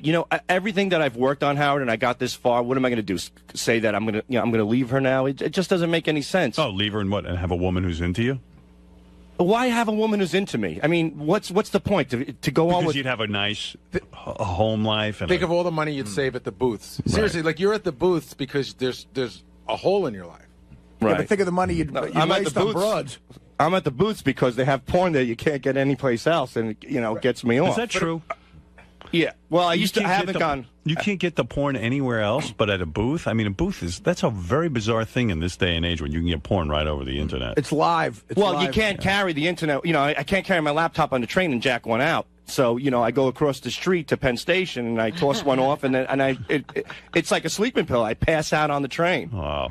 The only thing is that I talked about this on the air, and one day I came into Penn Station, there was a cop there. It was like, "Hey, Sal, you just left the booth." And it was like, oh, it's so embarrassing. This cop is shouting it across Penn Station. Don't worry, the cop just left the booth. What kind of porn do they have in the booths that you can't get? Oh, they have everything, man. Like what? Just like real sick stuff. Well, they have animal sex, which it's really like girls blowing German shepherds and stuff like that. I thought that was against the law. Me too, but it's in there. Oh, my goodness. I'll tell you what. A lot of pee porn, a lot of poop porn. I know you're really not into poop and not. Yeah, but you really are into some kinky fetishes. Like I can't watch any of those fetish films. They gross me up, but you love it. You love people spitting on each other. I love spitting. I love the spitting. I wonder what that's about. Yeah, I don't know. Anger. No, there's no anger on my end. There's no anger. Supposedly, you should get an iPhone because you can load your porn right onto the iPhone and beat off on that. Well, that's what I have it. I have it on my video. You bought me for Christmas a video iPod, and I put all my porn on there. Well, a few porns. So then maybe you can just use that. I do. I have done that. Like on the planes, I'll take the video iPod into the bathroom once in a while. Oh, my God. Well, Aren't you glad you got him there? Well, I can't fly first class and have a $100 glass of wine, Robin, so I got to toss one off in the can. Oh, my God. Jeez, what am I supposed to do? I You could got never beat off on a plane. That's something I've never even done. I don't even think I could beat off like if I was on a private plane going to Vegas and doing a show. I remember one time I beat off on a plane. I was coming home from San Francisco with Levy. I didn't even wash my hands, and I patted him on the back when I was. Oh, you see. But I told Richard I was going to do that. Richard tosses off in the can all the time in the bathrooms too. Oh, that's so gross. But when you're bored out of your skull, what are you going to do? Read a book on the plane. You know how many? You know, the only difference between me and you, Howard, is that you're a gentleman enough to say on the air that you don't do it. It's like a girl says she doesn't diddle. You don't believe that he doesn't jerk off on a plane? I find it very hard. I've never done it Dude, either. in my life, it would never go down. First of all, I'd be so afraid there was a camera in there. I would just be like, and also, it's so dirty and disgusting. It's like It's dirty in there. It's the I least- get out as soon as I can. it's the least sexual place ever. Like when I'm on a plane, I'm not thinking about sex. I'm just not. I don't know. Maybe I'm just out of it, but this doesn't appeal to me. It just sounds perverted. Well, you know, It's desperate. and it's dirty in there, and it's gross, and you're standing up, and you're also talking to a guy who's been married for 10 years and Yeah, hardly I gets know. a, you know, so it's a little tough. I was married for He's 20 been years. single and married and everything else, and he's never done it. Yeah, believe me. What is the strangest place you've masturbated in? I think you said your mom's bed once, right? Well, as a little kid, yeah. Right. So that's pretty creepy. Yeah. Yeah, but I was a little kid, and then I didn't even know how to was do it. where the TV I ended up was. peeing on myself. Did you? Yeah. I was a kid. I didn't know. I heard about jerking off for the first time, and I tried it. And then I said, "Well, something's supposed to come out." And I pissed. See, that would have turned me on. What? Sal and I jerked off on the same flight. Yeah. Oh, right. Not together though, one after the other. Well, hey, Sal, did you just jerk off? I came during the turbulence. I'm gonna. Artie, so he's ready to throw. I mean, listen, I'm a slob too, but I would never do something like that either. I Who don't went know. first? Like, whose idea was it? And then all of a sudden you went, "Hey, that's a good idea too." I think Richard went first, and then I said, "I'm going to go jerk off, not wash my hands," and then tap Levy on the back when I got, and that's how that went down. It's so relaxing, like, because I get nervous on a plane, and that's one of the only ways drinking and jerking off. I'm totally relaxed. But now you do sound retarded. There's no other way in the world a human being could relax. No, I've tried, what's that drug that you relax with? Xanax? Xanax, and it didn't do a damn thing to me. But that's jacking true. off. I gave Richard 4 Ambien once on a plane. 4. And he didn't go to sleep. Really? Yeah. Wow, gee, that's a great story. You guys jerking off together. Richard, I jerked over Idaho. Are you done? You ever get... Sal revealed that he once jerked off in his bathroom closet while his aunt took a shit. Yeah, But I know. I didn't come to completion though, pretty much. That's Aunt good. is shitting. That's normal. I mean, it turned you on that your aunt was shitting? It was my cousin Oh. in that one. And she turned you on when she shits? No, I was just hiding behind a louvered door that you could see out. You know, it was a closet with towels in it. So Sal's always hiding. I know. 99% of Sal's sex is in hiding or in the dark. I know. I just don't even know what to think. You know how dogs go out to hide when they take a shit? They go to. And be That's me honest, with my penis. I'm like a little dog. That's what I'm thinking. You're like close to an animal. Well, let me ask you this, Robin. Well, he You're is, yeah. sexy. What's the strangest place that you've masturbated in? In bed. Yeah, I mean, that's generally where people do it. Be honest though, Sal. Did you jerk off at Mutt's when you smelled the pants? No, and that's He did. I swear on my children, number one, and number two, that scenario didn't go down like as a sexual thing. Yeah, okay. So I didn't, Yeah, not at all. Sure. By the way, Panties don't turn me on. They just don't. The strangest place I jerked off in was in a tanning booth when I used to go tanning in a tanning bed. Because it was. I'm sorry, Artie. I mean, look, I don't go tanning, but I would stop if I did go now. When I was 17, we had a membership at a racquetball club, and you had the tanning bed for free. I didn't go for the racquetball. I figured out it was cheaper to get a membership and tan. So it was like a 45-minute bed there. So it was so goddamn boring. What I would do is I would prepare myself. I would go to the bathroom, get as much paper towels as I could, and then I'd just lay there, toss one off, and then pass out in the tanning bed. And it was very relaxing. Yeah, but then what if somebody First of all- finds you? No, you were locked in. It was you're locked in a room. So it was just. Did any of your spooge get all over the tanning bed? No. Yeah, sure. I would make like I would make like a turban around my cock, you know? A turban around his cock. A cock turban. You wrapped your cock in towel. and then it would just pull off like a little helmet because, you know, it was like paper mache. Like a mold. Yeah, we make a mold. Yeah, it was, and it worked great. I think this schedule is finally getting to Richard, man, because Richard looks unhealthy. Yeah, I'm looking at the belly. He put on 22 pounds. I did over the holidays. I'm trying to lose it, though. I'm eating healthy. They have no, he's not. They have Fresh Direct machine upstairs here now. What's that, Fresh Direct? It's like healthy meals you can buy. They're like $8. What is fresh? I don't know what. Upstairs here? Yeah. No kidding. Artie should go check it out. I should. I didn't know about that. Room, but what kind? But you know, you look. And look. Believe me, I look awful too. But you look run down and like heavy and bloated. Well, I'm not. He's also an alcoholic. Yeah, it's true. You know that the kind of boozing you do, that really fucking takes. Yeah, it's taking its toll. You're starting to look old. Really? Yeah. You're letting it all happen, huh? Yeah. I mean, I didn't get out of control last weekend with booze, did I? Well, he got to the airport 2 hours early, and I didn't even think about it. Forgot because we haven't traveled in a while. He goes, because I got to start drinking right away. So he gets right to the airport, immediately sits down, and his new thing is champagne and mimosas. Yeah. So he'll put away like 2 bottles of champagne in one sitting. That'll put weight on you. And then he gets up, Howard, and you just start hearing like clink, clink, clink, clink, clink, and it's a sandwich bag full of little booze bottles for the plane. And he brings that on the plane. You drink 2 full bottles of champagne, and then you drink little bottles. Yeah. Yeah, you got a heavy problem. I know. What are you going to do about it? No wonder 4 Ambien does nothing to you. But I don't drink that heavy when I'm not flying. Like this weekend. Oh, sure. Come on. We all saw you. You must fly a lot then, because you look like a guy who drinks all the time. He finds excuses. Well, I'm Irish, too, so. You got that red face going. Yeah. Yeah. But I, you know, when the plane takes off, I have to have a drink, or it's a habit of mine. I don't feel. Stop flying. Right.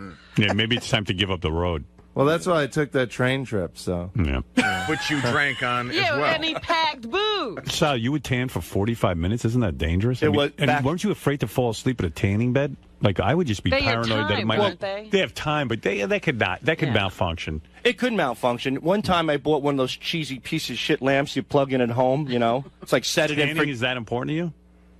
You know, it was for a little while.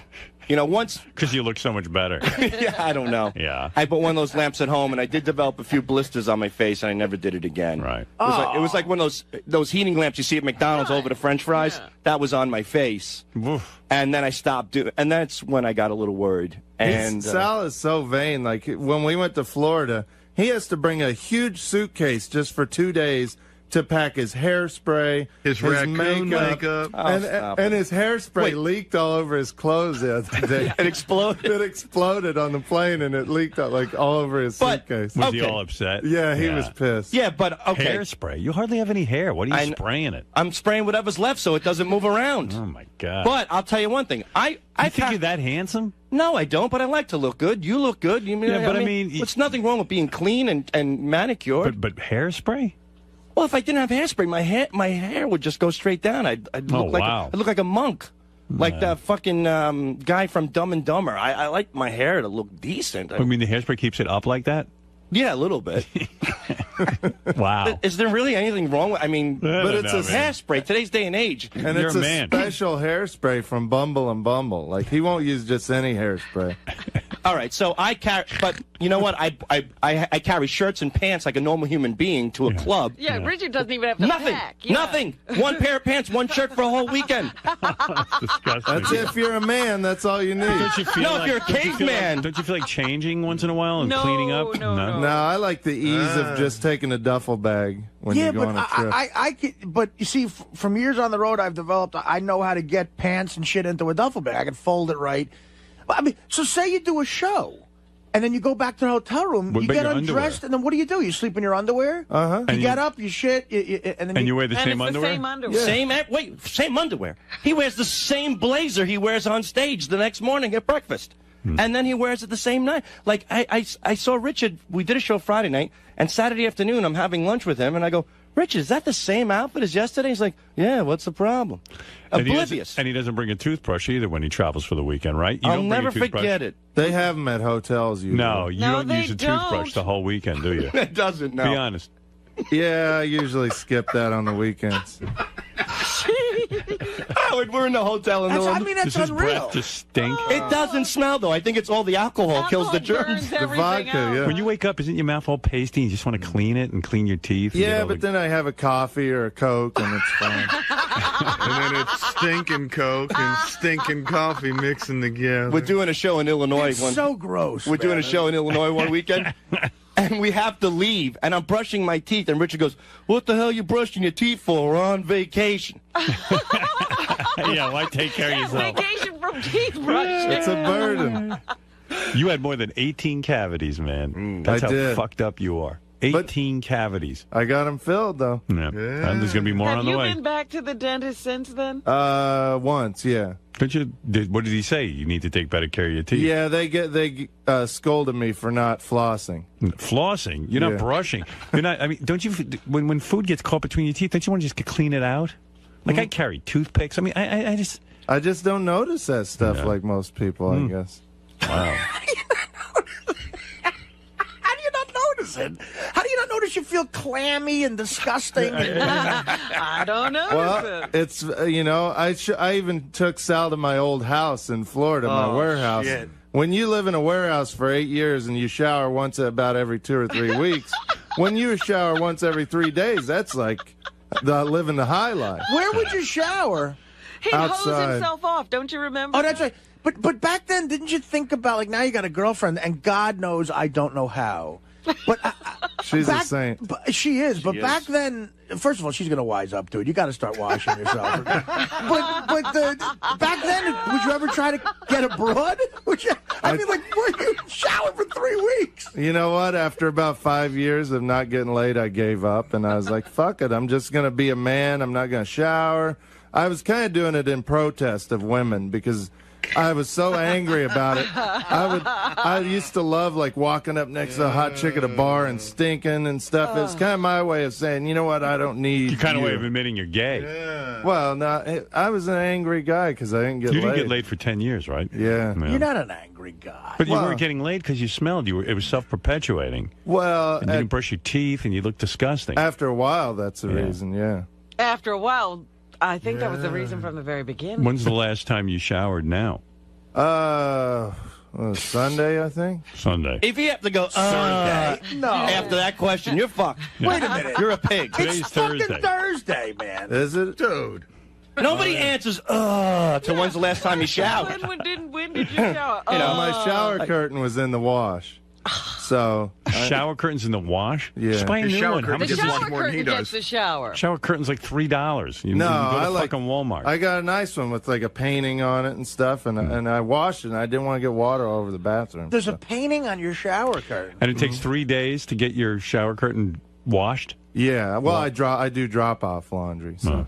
Yeah. Wait, They make these liners, Richard, that cost $2. Yeah, it's called a liner. It's That's Thursday. the thing. It's a liner. That's what Robin's talking about. That's what I'm talking about.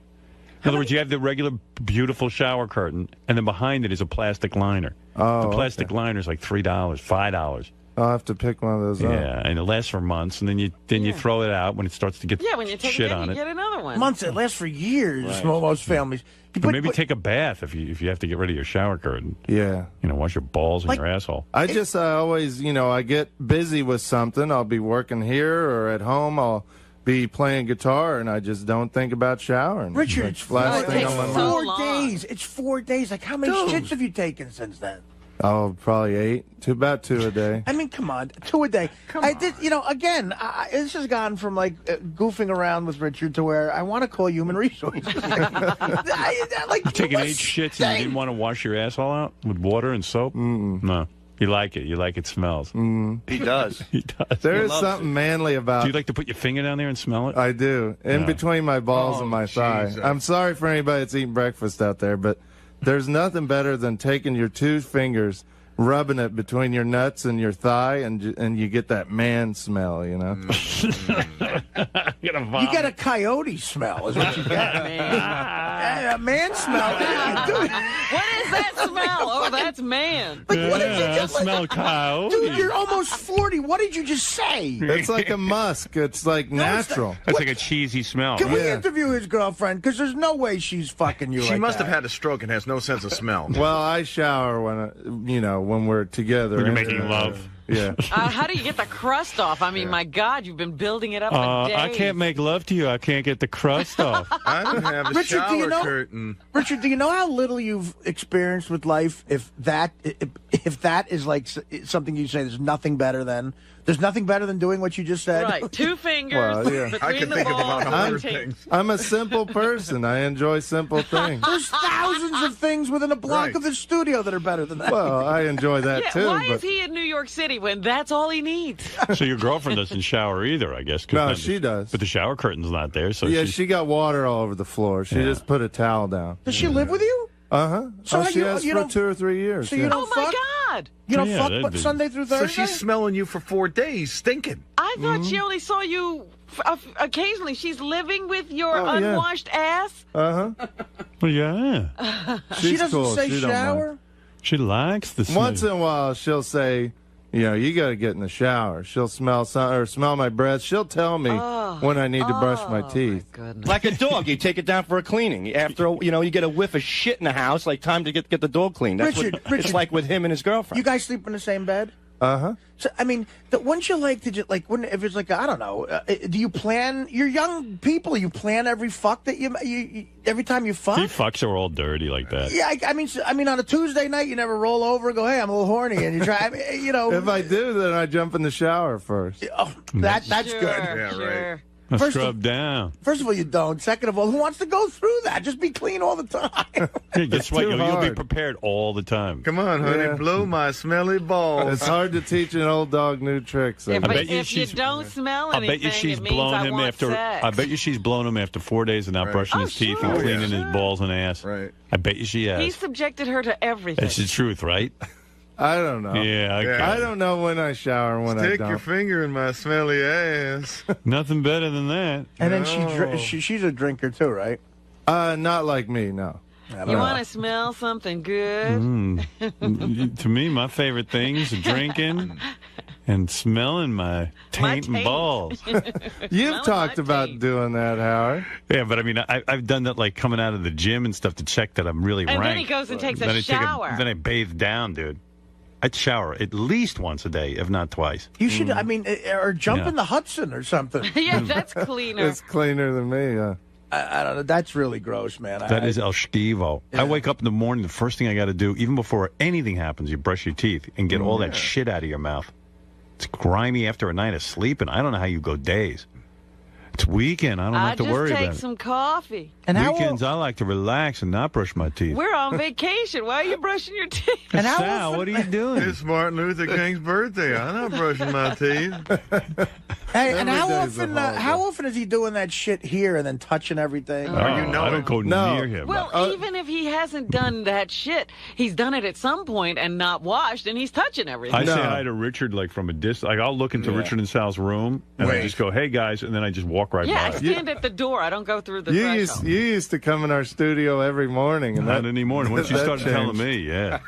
Yeah, at one point it smelled like a locker room in there. And we Well, this asshole would go to karate, and he would bring his gear in the morning because he would go to karate after work later on, and he never washed it. Yeah. So he would hang his filthy, sweaty, piss-smelling robe in our studio, and it just smelled like a locker The room. whole thing and he never, ever Someone washes told it. me he left his bag for his gym bag with clothes in it for 2 months, and they opened it up. It smelled like a dead body. Oh, it's it.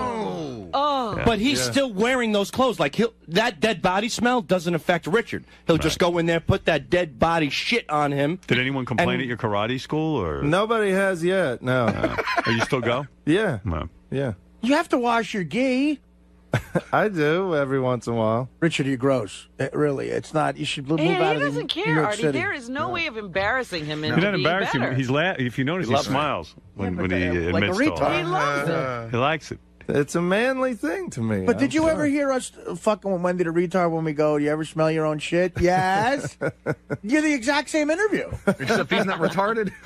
Well, I don't know. Well, there's And by the an way, argument there's there. no way you're doing a lot of karate. I mean, you have an enormous belly now. I mean, there's no way you're working out. I'm not doing it as near as much as I should. Right. And, my diet gets crazy on the weekends with Chinese food and pizza and stuff like that. You need a size 50 black belt. It's like Elvis. I'm the size of a dojo now. I can barely lift my leg like Steven Seagal. Toward the end, Elvis was wearing a cape with like a little superhero cape, and he had those bell bottoms that were too short. It almost looked like a cross between like a Star Trek uniform, like when Kirk wore those pants and they had those bell bottoms. Right, it's jumpsuit. Yeah, it was a cross between Superman and a Star Trek uniform, and then he was so fat, and he paid a karate instructor to give him a black belt. Like he just wanted the black belt. He didn't care if he had the power to back it up. And then he'd do the poses on stage. That's all he could do. He'd do his kata on the stage while he was singing Suspicious Minds, and then he'd be doing his, Shotokan, pose. And try to kick his leg up. Yeah. He looked like Artie in a white jumpsuit.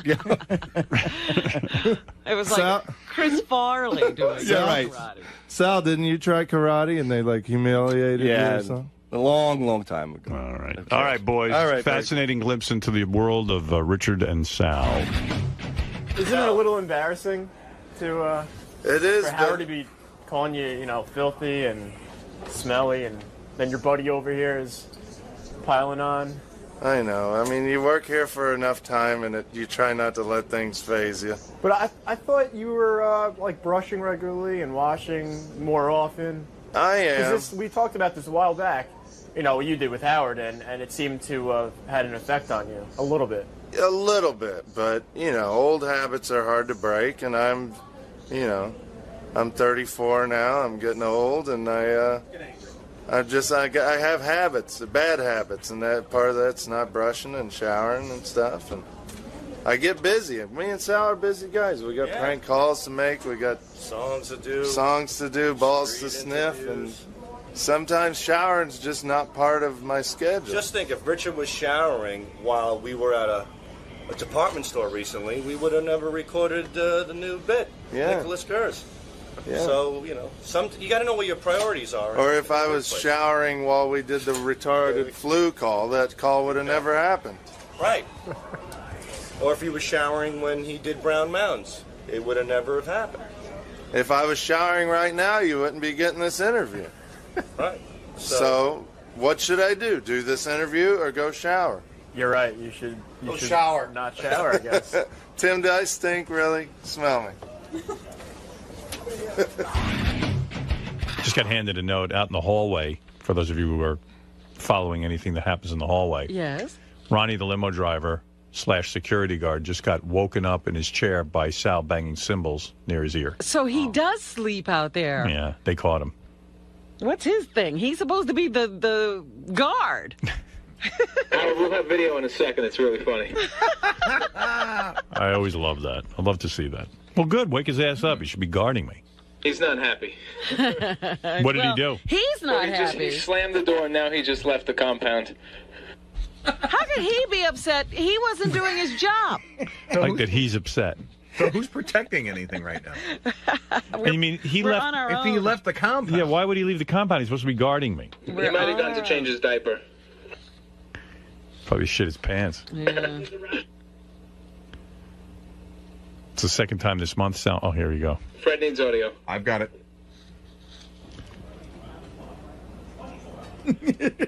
Oh, there's Ronnie sleeping. Well, he's out cold. Yeah, and he says he doesn't. Second time this month they caught him sleeping. Uh-oh, here they go. Oh, my God. Oy vey. He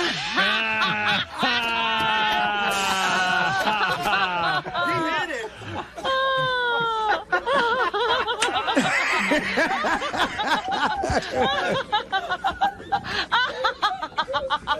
All right, man? Oh, that's great. Get the fuck out of here. I'm sick of you motherfuckers. Slammed the door on them. Yeah, but... But he's sleeping on the job. Yeah, is he sleeping so he can stay up late, run around? Ron, you can't sleep here, dude. That's really crazy. I mean, that's your job. Even Artie knows not to sleep. Knows that Ronnie can't sleep. God, sleeping sounds so There's good right certain jobs you can't sleep through. I got to see that again. When's that going on Howard TV? The fans need that one. That should be on tonight. I love Ronnie. I'll be on one of tonight's Daily Show. On tonight's show? It'll be on tomorrow night after midnight. Oh, tomorrow night after midnight. I love Ronnie stealing all my fucking bits. Listen quietly, because maybe you'll hear him say something. There he is. He's asleep. Here comes Sal.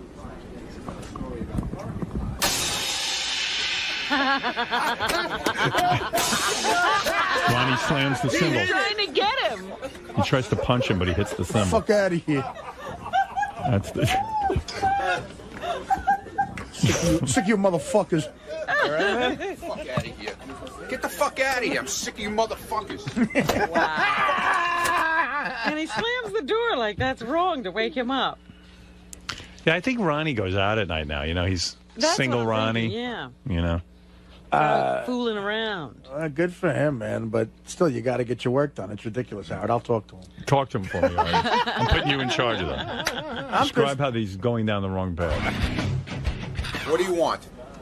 I just want to get I want to know why you fell asleep. None of your fucking business. Maybe it's boring around here. I just need to get a straight answer. I need for you to get the fuck out of here. Oh, that's what he brought in? Leave me alone.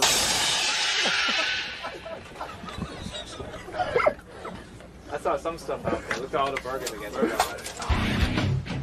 Look at these animals here. Wait, look what? at this. What's going on? Look in the background. Look what's going on. You could jump in. Chris, so for people who don't know the radio business, it's very rare to get free food. So right here at the end of the show on Thursday, Bobby Flay and his people were nice enough to send up a bunch of free burgers, as Salas told everyone, taste like pussy. That's how good they are.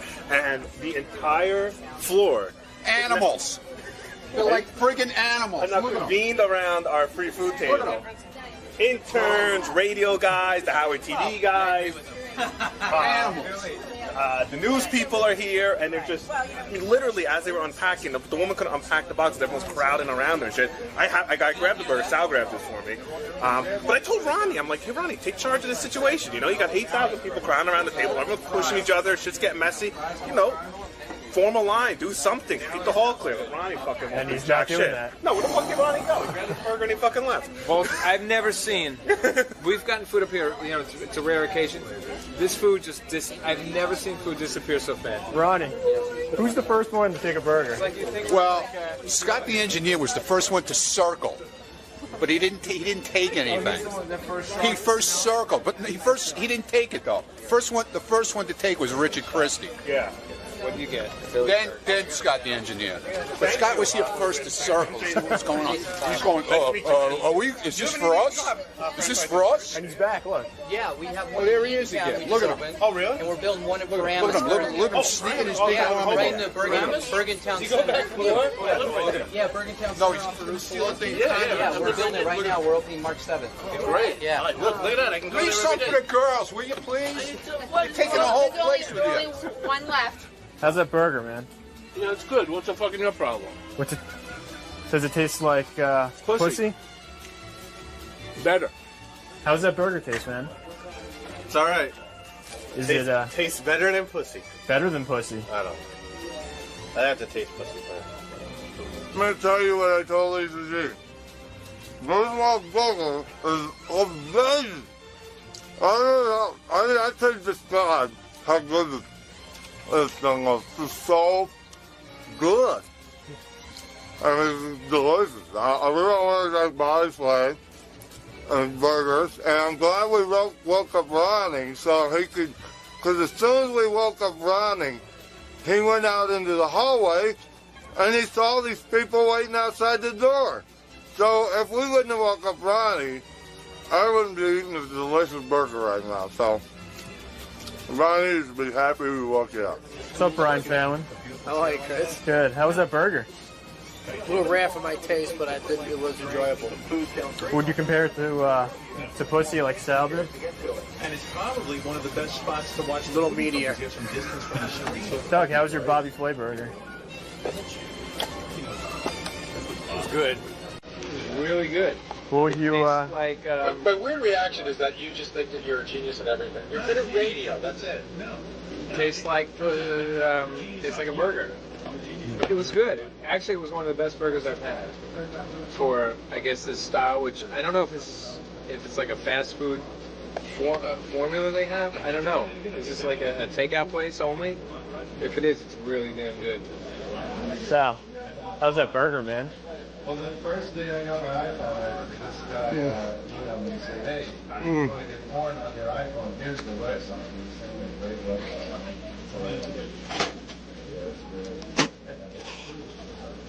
You know what it tastes like? You know what it tastes like? I was like, for Tastes like milk pop.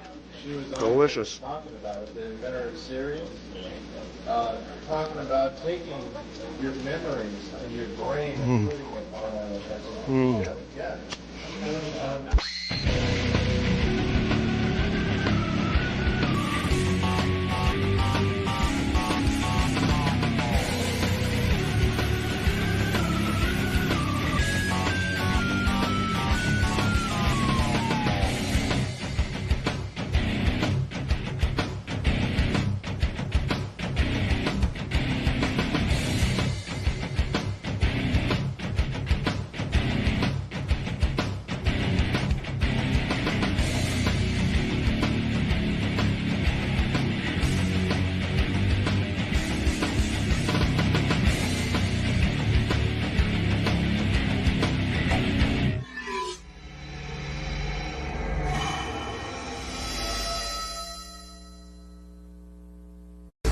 They keep this urine when you're being tested for steroids in the NFL or the Major League Baseball? Because what do you mean?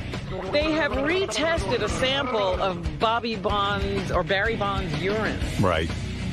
And now they say he tested positive. You know, these are urine samples they've been holding. What? They keep the urine? I mean, I would think they do the test and then they throw out the urine. Can I come clean about something? This urine is from 2004. Oh, my God. Wow. I have a great revelation, and this is going to be one of those things where I shouldn't say this out loud, but I'm going to. I purchased urine. You're kidding. When? When did you purchase it? The day after I made that stupid promise to you. Serious? And I had to throw it the fuck out. I put it behind a bunch of liquor bottles. Where do you go to get it? Oh, a kid sold it to me. Are you serious? Because I would think you could know someone who would just piss in a jar for What you. happened was there's a bunch of kids in the town I grew up. They're all fuck-ups, but they're trying to get on the fire department. Right. So to get why did you ask me to give you a urine test? And I even protested. I said, Artie, I don't want to give you a urine test. Why did you? Like, you were nuts. Yeah, it sucked. You know you would fail. Well, no, I'd still be okay with it. I'd still be clean, except for Subutex liquor. Next day? For Subutex liquor and what else? Maybe weed. Mm-hmm. But you're doing great. No. I was He's clean as I a was whistle. next to somebody who was smoking weed, but Oh. that could fail. And you know, I don't know. I'm fine. I'm not on heroin, but I paid $500. Oh. And I told the kid he's trying to get on the fire department, you know, and. He's like, yeah, this is brutal. I haven't smoked pot or done anything for 6 months. And... Oh, so he's going to get urine from himself. How gross is it? It's gross. I made him. I mean, what did they sell it to you in a jar? Well, he came over to my place and I made him piss in the, you know, I didn't see dick in cup, but right. He put it in like a Poland Spring bottle, and then I transferred it with gloves to something else, and then I put tinfoil around it. Because it's so gross to look at. Yeah, and then I put it in the back of a bunch of whiskey bottles. And then I just threw it out like last week. I forgot So I what had part of you insists to me? I said to you, Art, you don't have to do a urine test. because I was don't excited. Want I tried to make it sound like I'm normal. Yeah, but I yearn to be normal. I know, but I told you you're never going to pass it. No. And, you couldn't pass a urine test ever. Yes, I could. Why don't No, we? you couldn't. Yes, I could. When? Just put Artie in rehab. I'm not in rehab. Why? Because someone I talked to someone about that, Yeah. and they explained to me Artie's got to want. You know, there are people who go. You know, everyone acts like rehab's the cure. I'm totally you could go, fine. You could go into I'm 95 rehabs and still not be better because you got to want it. Guys, I've been clean Look at off. Steve-O. He fought it Well, at first. Steve's a hole. Can I just Jesus talk about Christ? The Steve-O. guy's bleeding and throwing shit at the. And that, may I add, they waited till that happened. Can I just talk about how it's just so funny because I want to go pull the tape of how insulted and indignant Artie was. This is what's great about when I me, said guys. I had to watch Artie pee in a cup, and he goes, "Are you insane? Do you think I'm fucking crazy enough to go? I'm going to buy urine." He fails his first drug test. I've already picked the date of his drug test. But he can't know the date. No, yeah, he doesn't know. All right, Don't worry. It should be every other day or so. What are you waiting for? I don't know why Just there's a special get day. You should be Because it's tested random. already. It's random drug testing. All right, I'll go do ahead, whatever the I'm fuck going you to want. randomly. And it should be regular. He doesn't know, and Gary's going to watch his penis in the cup. No, Go he's ahead. not. Yes, he is. No, Yeah, he's not. yeah, Then well, he I- has then to. I'm Somebody not has to. doing it. He'll bring Then out a go to whiz in there. Then I'm not doing it. They have Then I- fake then I penises. quit And the you got to show. walk in the room naked. Then I quit the because show. You have to walk in naked Not getting because naked, I you're going to quit. get a bag of urine in there. You're I'm going to get a trickster. bag of urine In your there. pants. Where am I going to In get a advance. bag? Yeah, yeah. You'll buy it. You could frisk me before I go People in. buy urine to pass drug tests. Seen the all time. Wizinator? It's a fake penis with a bladder. Yeah. I don't have the Wizinator on. I Sure don't you have. don't. But Artie, where do I have it? You think it's ridiculous for us to think that you might try to beat a drug test? That you wouldn't pay Teddy for his urine or something? Teddy's not. I'm just saying. I'm giving you. Teddy's urine is way too You know a expensive. bunch of people. You throw money at everything. Then we'll have a girl. I don't know one person who doesn't do drugs or drink. Where am I getting urine from? No, I bought urine before you accused me of buying it. Yes, I did. already But if you could go back to whatever those days are, I'm wearing a leather jacket and I have the urine in here in my breast Are you pocket. serious? Yeah, so if you look at the tape, it might be like You can see You mean you were carrying the urine with you because you thought we were going to do the Yeah, urine he didn't test? know when the test was going to come. You're officially Oh, the my funniest person I've ever met. I came in here. Meanwhile, you weren't even clean I came when in you here said I'm going about- to take a urine test. Yes, I was. Then why would you buy urine? No. If it was the next day. I was worried that stuff would show up. Oh. Okay? Very worried. Art. Stuff that you take. But I haven't done heroin since December 25th. But we were, I haven't. No, but we were giving you a drug test for everything. I know. That's where I made a mistake. I should have made it just heroin. Just heroin. I don't know if they make that test. They do. You could just check for opiates. You ignore coke or anything like this. So just Yeah, heroin. you could. Just You tell could us see. that there's heroin in You there. could see specific stuff. All right. Well, anyway, that's a very interesting revelation. But I was always wondering about if the urine stayed good. Because then the one guy said, you have a way to keep it warm because it can't be cold. And I was like, oh, fuck. So I would put it in a room with heat every next to the boiler. Did you really? Listen, Howard, I'm crazy. Oh, but my God. I don't want, I want to keep my job here. It's very important to me. But that wasn't a condition of keeping your Yeah, job. it was just to go to rehab. See, I had to say it, but that's how good of a person I am. I had to say it. All right, let's go to Robin because Yeah, that I'm sounds sorry. crazy. Yeah, no, but the urine got real dark as the days it went doesn't on. stay good. And I was like, does this even look like fresh urine? Right. Well, There were flaws. I am shocked to hear that they saved his urine, but there you go. The samples are believed to contain traces of the previously undetectable designer steroid known as THG, or the Clear. It was called the Clear because it wasn't supposed to show up on tests. The New York Times reported last week that federal authorities had detected anabolic steroids in a urine sample linked to Bonds. However, it's unclear if that urine sample and the sample seized in the 2004 raid are the same. Well, in interest to keep up with Artie on the show, I have a confession to make. In my jacket right now, I have a bottle of shit I carry with me. What are you carrying that for? I can't tell you exactly why. Oh, and when Dr. Drew said the penis and cup thing, I had the urine on me. Oh, you did? Yeah. Jeez.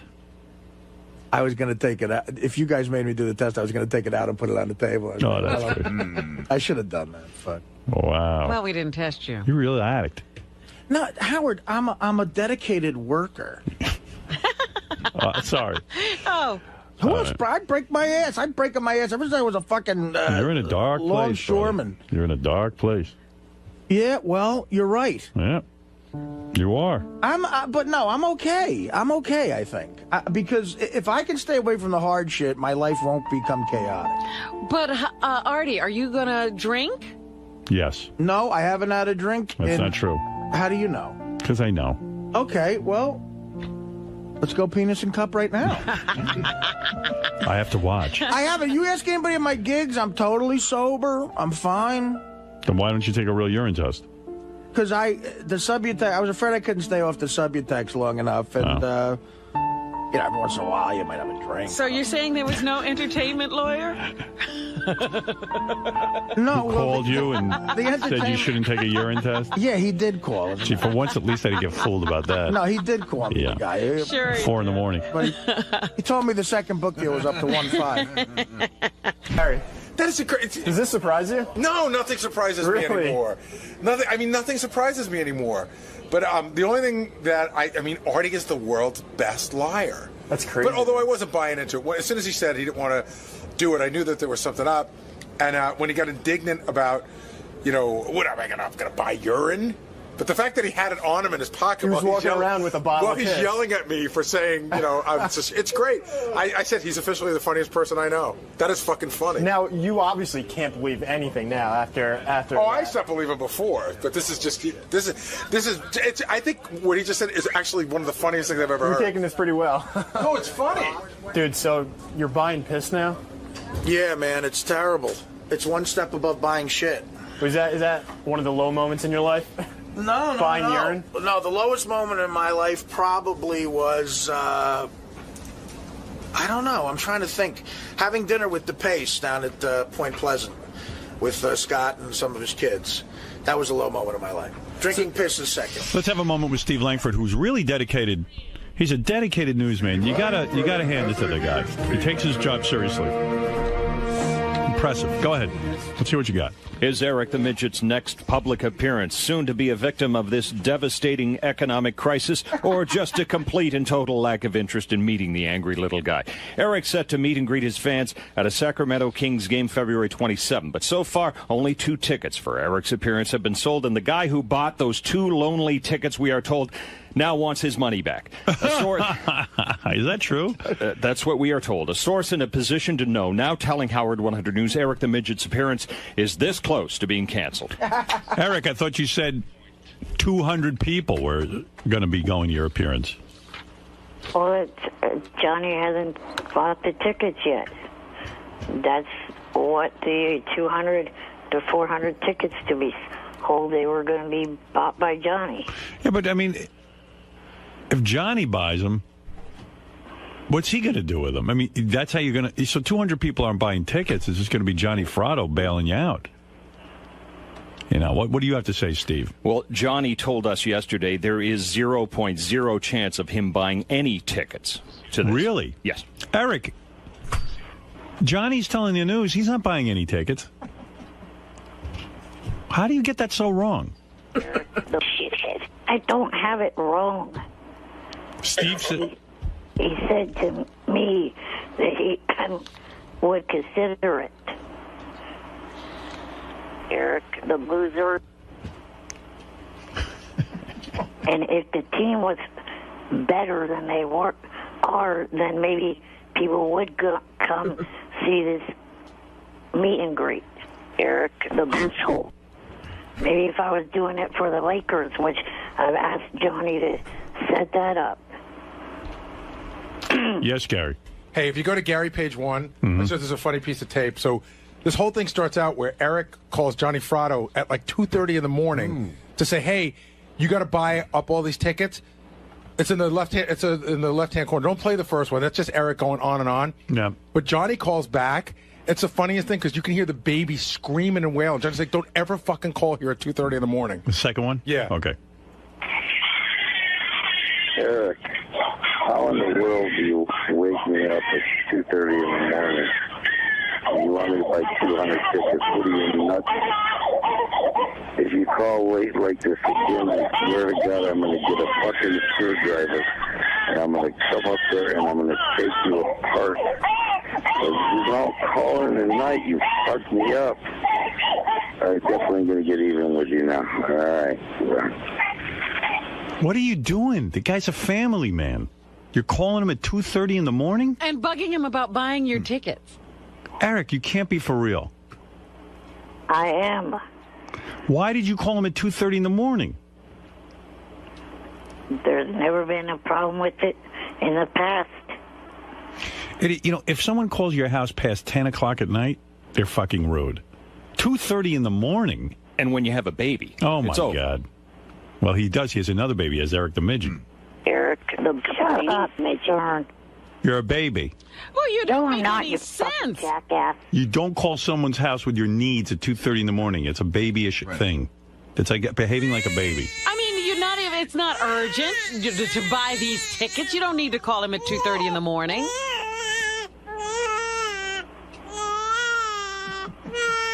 Eric, that's what you sound like. It is urgent. I don't want this to be, another thing where no one shows up. Too late. Oh, my goodness. Hey, it says here, Eric the Midget's forehead looks huge today. Let me take a look at that. Put it up on screen, guys. Whoa. What happened? Eric, what's going on? I think combing your hair back that severe is a bad idea. Yeah, that's a lot of forehead. No one else fucking complain. Shut up. No one else is honest with you. That's a lot of forehead. And a lot of big blotch there, too. Big, giant square blotch like that. Shut up, you damn witch. Like that guy who ran Russia for a while? that, Big Weinstein? what was his name? Gorbachev, that dude. Actually, it looks like a car peeled out on his forehead. Yeah, like a tire track. Like a tire track, kind of just when it takes off. Eric, you're fucked. And in every way. the hair color that he's dyeing his hair, there's no real color like that. He must have just done that. That's a fresh. There is. That's a fresh dye job. Yeah. It's got to be. When did you dye your hair last? Last Thursday at Frederico's. Yeah. So you're getting it done by someone now. They did that at Frederico's? Yes. Wow. Did you say to Frederico there's no color like that?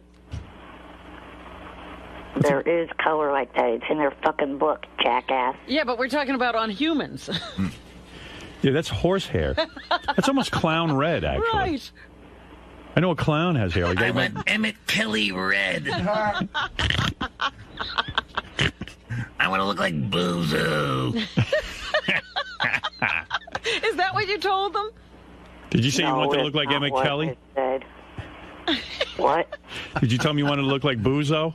I look like Boozoo. I want to join Barnum and Bailey. No, it's a little too red, Eric. Trust me. You should go a little... The way my hair color was when I was a kid. You look like Heat Miser. Yeah, but you're no kid.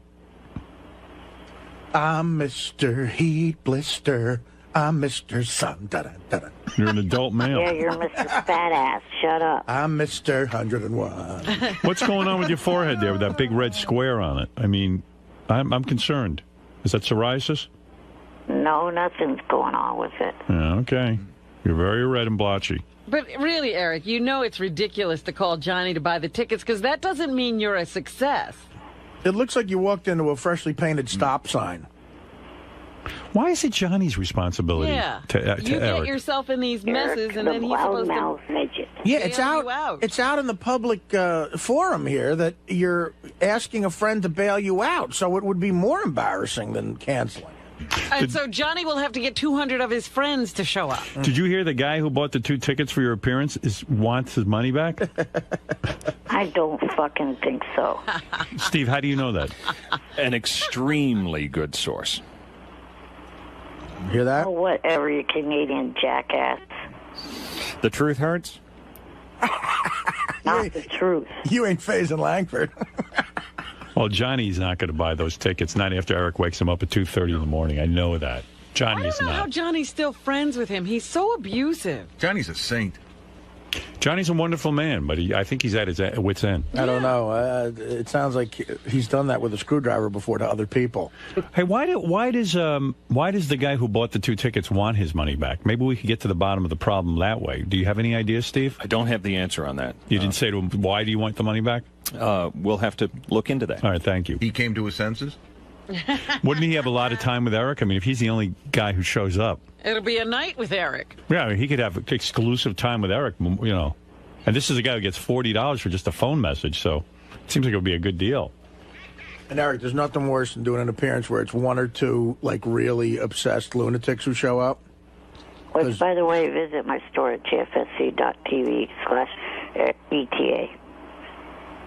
By the way, you should know this. At my book signing over the weekend, someone asked me to sign a picture they bought off your website, Eric, and he, like, drew a bunch of cocks on your face, and really, the cocks that Eric's sucking, and oh my god, yeah, it was really defaming it.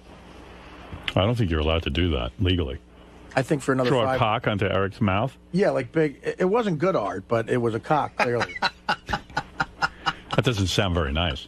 Yeah, and it has the cock. Eric, how do you on feel? People are buying your picture and drawing cocks on your face. That's not cool. Right. It looks better than the enormous red blotch on your face. Actually, yeah, you're just absolutely enormous. Period. Actually, you should sell it like that. I'd buy a picture of Eric with a big cock in his mouth. Oh, I'd pay an extra 20. Yeah, Eric, maybe you ought to start drawing the cocks. Thank you, Eric, and appreciate the phone call. Bye-bye. Bye. Good luck getting some midget pussy this weekend.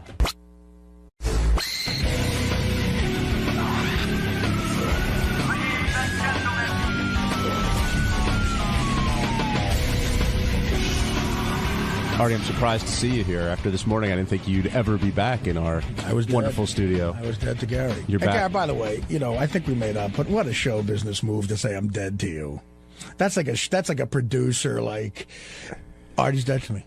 That's like what Jerry Bruckheimer says to you. I got to be honest with you. One of his charity hockey games. I got to be honest with you. I'm not so sure we made up. I mean, Howard said we made up, but we didn't really. We never really made up. I came in here today to really tell 1/10 of the audience that heard you this morning you're sorry. Well, what do you mean? We don't have the listenership that No. I said this today. I think I made this point today when I said that I came in there today mad and I wanted to say mean things because I was mad, and I said some things I didn't mean. But see, you have to seriously. How do I know you didn't meet him? That's me, man. That's the tough part. Like you said, me. It's like, you know what I'm like? I'm like David Niven in the Pink Panther. It's all a lie. But it's so hard to tell. You have to pick and choose. I've lost my credibility with you and Will. And others. And I give Will some credit, at least, for having the balls to come in, because he's not the only guy that... I like No, Will. but Will's not the only guy that grabs my ear and says shit. He's just the only guy that had the balls to come in and Who the fuck says shit? A lot of people. You both break each other's balls, but it seems like there's an underlying level of animosity between the two of you, and neither of you guys know where it's coming from. No, John. That's true. And it's true that there is, and it's true I don't know where it's coming from. I was very hurt by what you said on the wrap-up show. And let me tell you something. If we replay that clip, I think I'd be justified. And if a coworker and a person who's supposed to be a friend says something like that about you, a blanket statement, he lies about everything. But I didn't say. I said, how do we know if we could trust him? And the funny thing is, myself. Calm down with that. No, have I ever done anything to you like where I really, really betrayed a trust to you? Like really a bad fucking thing where like I fucked you over, man. Like, you know what? Artie fucked me over. No, on a personal level, okay, no. Well, that's what it sounds like, though. No, but how could you be so insulted that people might think you're lying about stuff? That's the part that's so ridiculous. Lying about certain things is fine, but you're not getting my point. Not to take my word on anything is what pisses me off. That's a blanket statement about me as a person, not as a drug addict or a guy with a drug problem, saying you can't take my word about anything and that I lie about everything. No, I don't. I don't say you lie about everything. Well, you just did. And you know what? I didn't mean that. What I do mean is that everything is now in question in my head. That doesn't mean you lie about everything. Well, it means everything's in question. Then that's your problem, man. It's a problem that's not that hard to have. It shouldn't be in question. It shouldn't. And I'm not the only one. I give Will credit. You keep saying that. You're not the only one. Because Will's the only. Let's talk about you. I'm talking about you. I'm not sure when you're telling the truth. That's me talking. That's it. I can't say it any other fucking way. I'm not positive when you're telling the truth anymore. Tell me one time outside of like drug stuff you think I've lied to you. I don't know. I'd have to go back and look at it. Because I've never done it, Gary. I guess not. Of course I haven't. You want to get on here and be interesting by just calling me a fucking liar. So I'm not taking it anymore. Okay, you said how you feel, and I said it's tough to know. All right, okay, good. It's tough to know then. I'm sorry you can't figure that out. Listen, I'm entitled to an opinion, Artie. Okay, then it's a dumb opinion. I'm entitled to That's your opinion. I'm entitled to think it's a dumb opinion. And you're totally entitled to think it's a dumb opinion. It's all entertainment, Gary. But how do I know when you're entertaining me or not? If you don't know that, then you are a monkey. What are you talking about?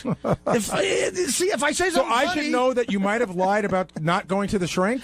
No, Gary, you're picking and choosing what you think is a lie and what you don't think is a lie. If you're going to admit that sometimes while I'm on the air in that forum, I'm trying to be funny, you can't take anything I say as gospel. And to be offended by it is stupid. If I come to you off the air and say something to you that's a direct lie that really betrays you, then that's a different story. And that's never happened. If you're fucking Ellen DeGeneres or Jay Leno, and there's a guy that writes jokes that get laughs every fucking time, but he's always an hour late. Sometimes he falls asleep. blah, blah, blah. But there's another guy who's on time every day, who looks neat and never has a problem or a drink in his life, and everything sucks. Who are you keeping at hiring time? I don't know, because I've never been in that situation until now. If you don't know the answer to that, Gary, then you're a dumbass, stupid motherfucker. Thank you. You keep the guy who writes sucky jokes? Wait, don't name call, because this is... No, let him name call. This is how he feels. There's a disconnect between, because you have been in that position. The man standing next to you is late a lot, and he works for you, and you haven't fired him. Why?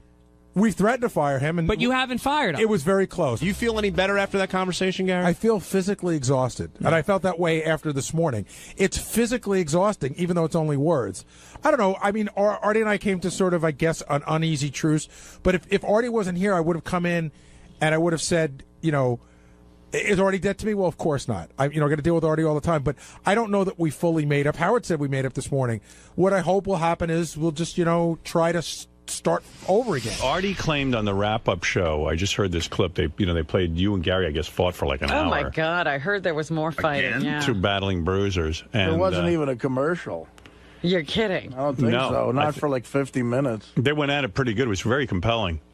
About whether Artie's like Artie is a liar, but Artie's point was, well, who doesn't lie, especially if you're on the radio? You've got, and I thought about it. Artie is right, because... Artie's right about what? Okay. Gary was upset.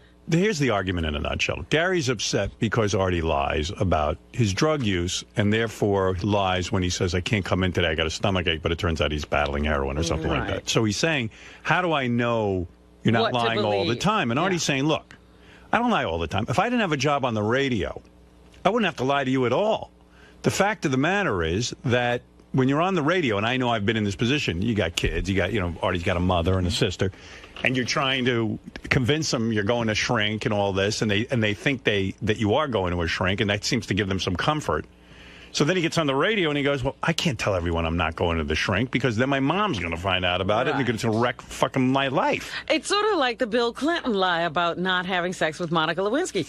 You can't tell everybody because Hillary will hear. Right. So, but Gary said, look, Artie, it's my prerogative to feel shitty that you lie to me. He goes, but Artie goes, but you lie to everyone too. Everyone lies on the air. It's like there are times you just have to.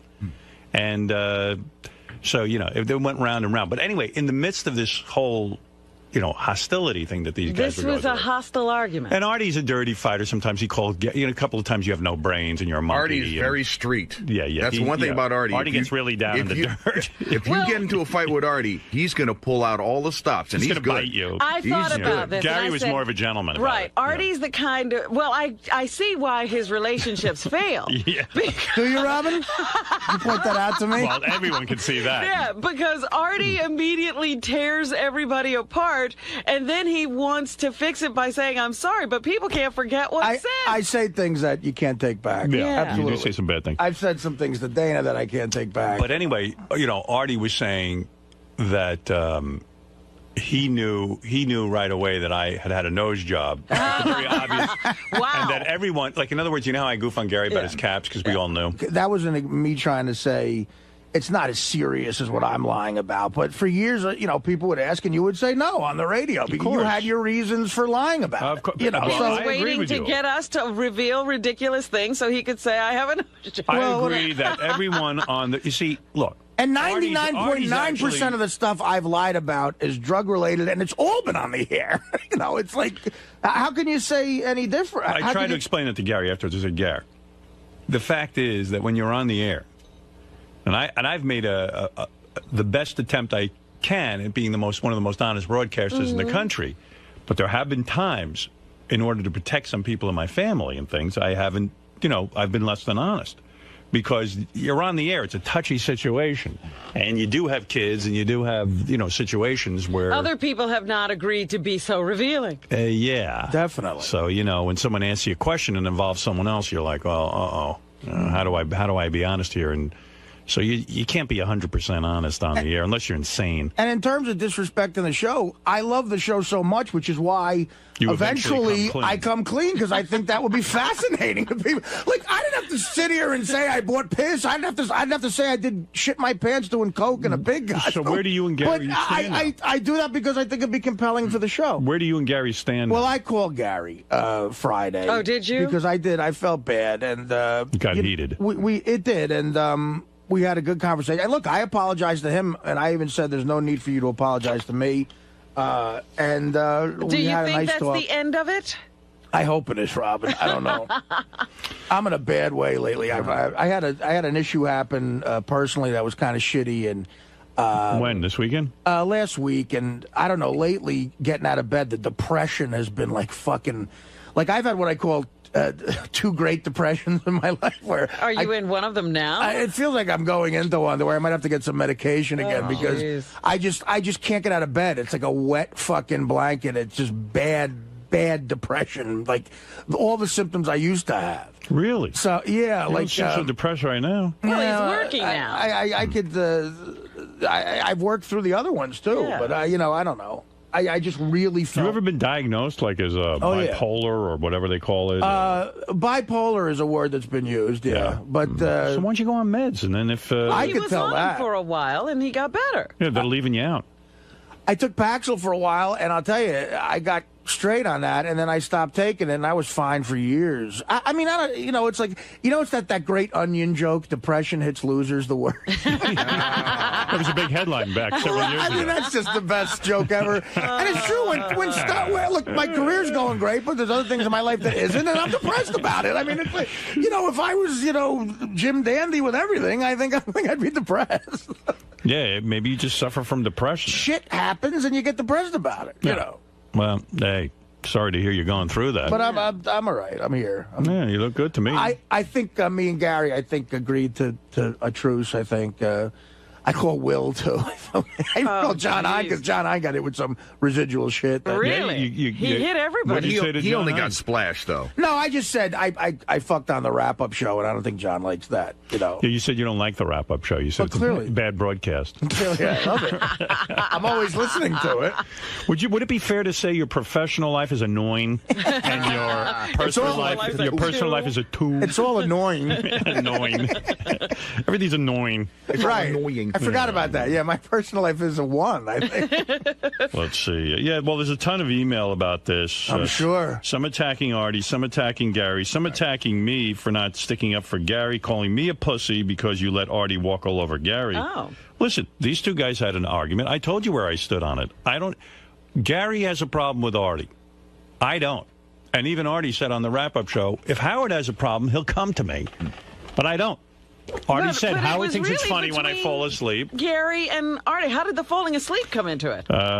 Everything got dragged. Oh, wow. I mean, Gary said to me... This guy says, Howard, you pussy, you let Artie walk all over Gary while you sat there like a pussy. Tell it like it is. Don't you agree? Artie is a liar. I agree that we all lie. Why don't... but when 2 staff members argue, Howard always lets it go. I mean, it's funny. If I interrupted that, I would have gotten such shit email like, why can't you let anybody argue? Right. Yeah, why do you have to make it about you? You're always going to get shit. Right. What did you say that, I mean, listen, Artie and I definitely have issues with each other, but Artie's the one who brought it up the other day. In other words, I wasn't looking to pick a fight with Artie. Right. He was mad at something I said. Well, no, you were on the wrap-up show and you had said that Artie is a liar and that it really bothers you and you don't trust Artie about anything anymore.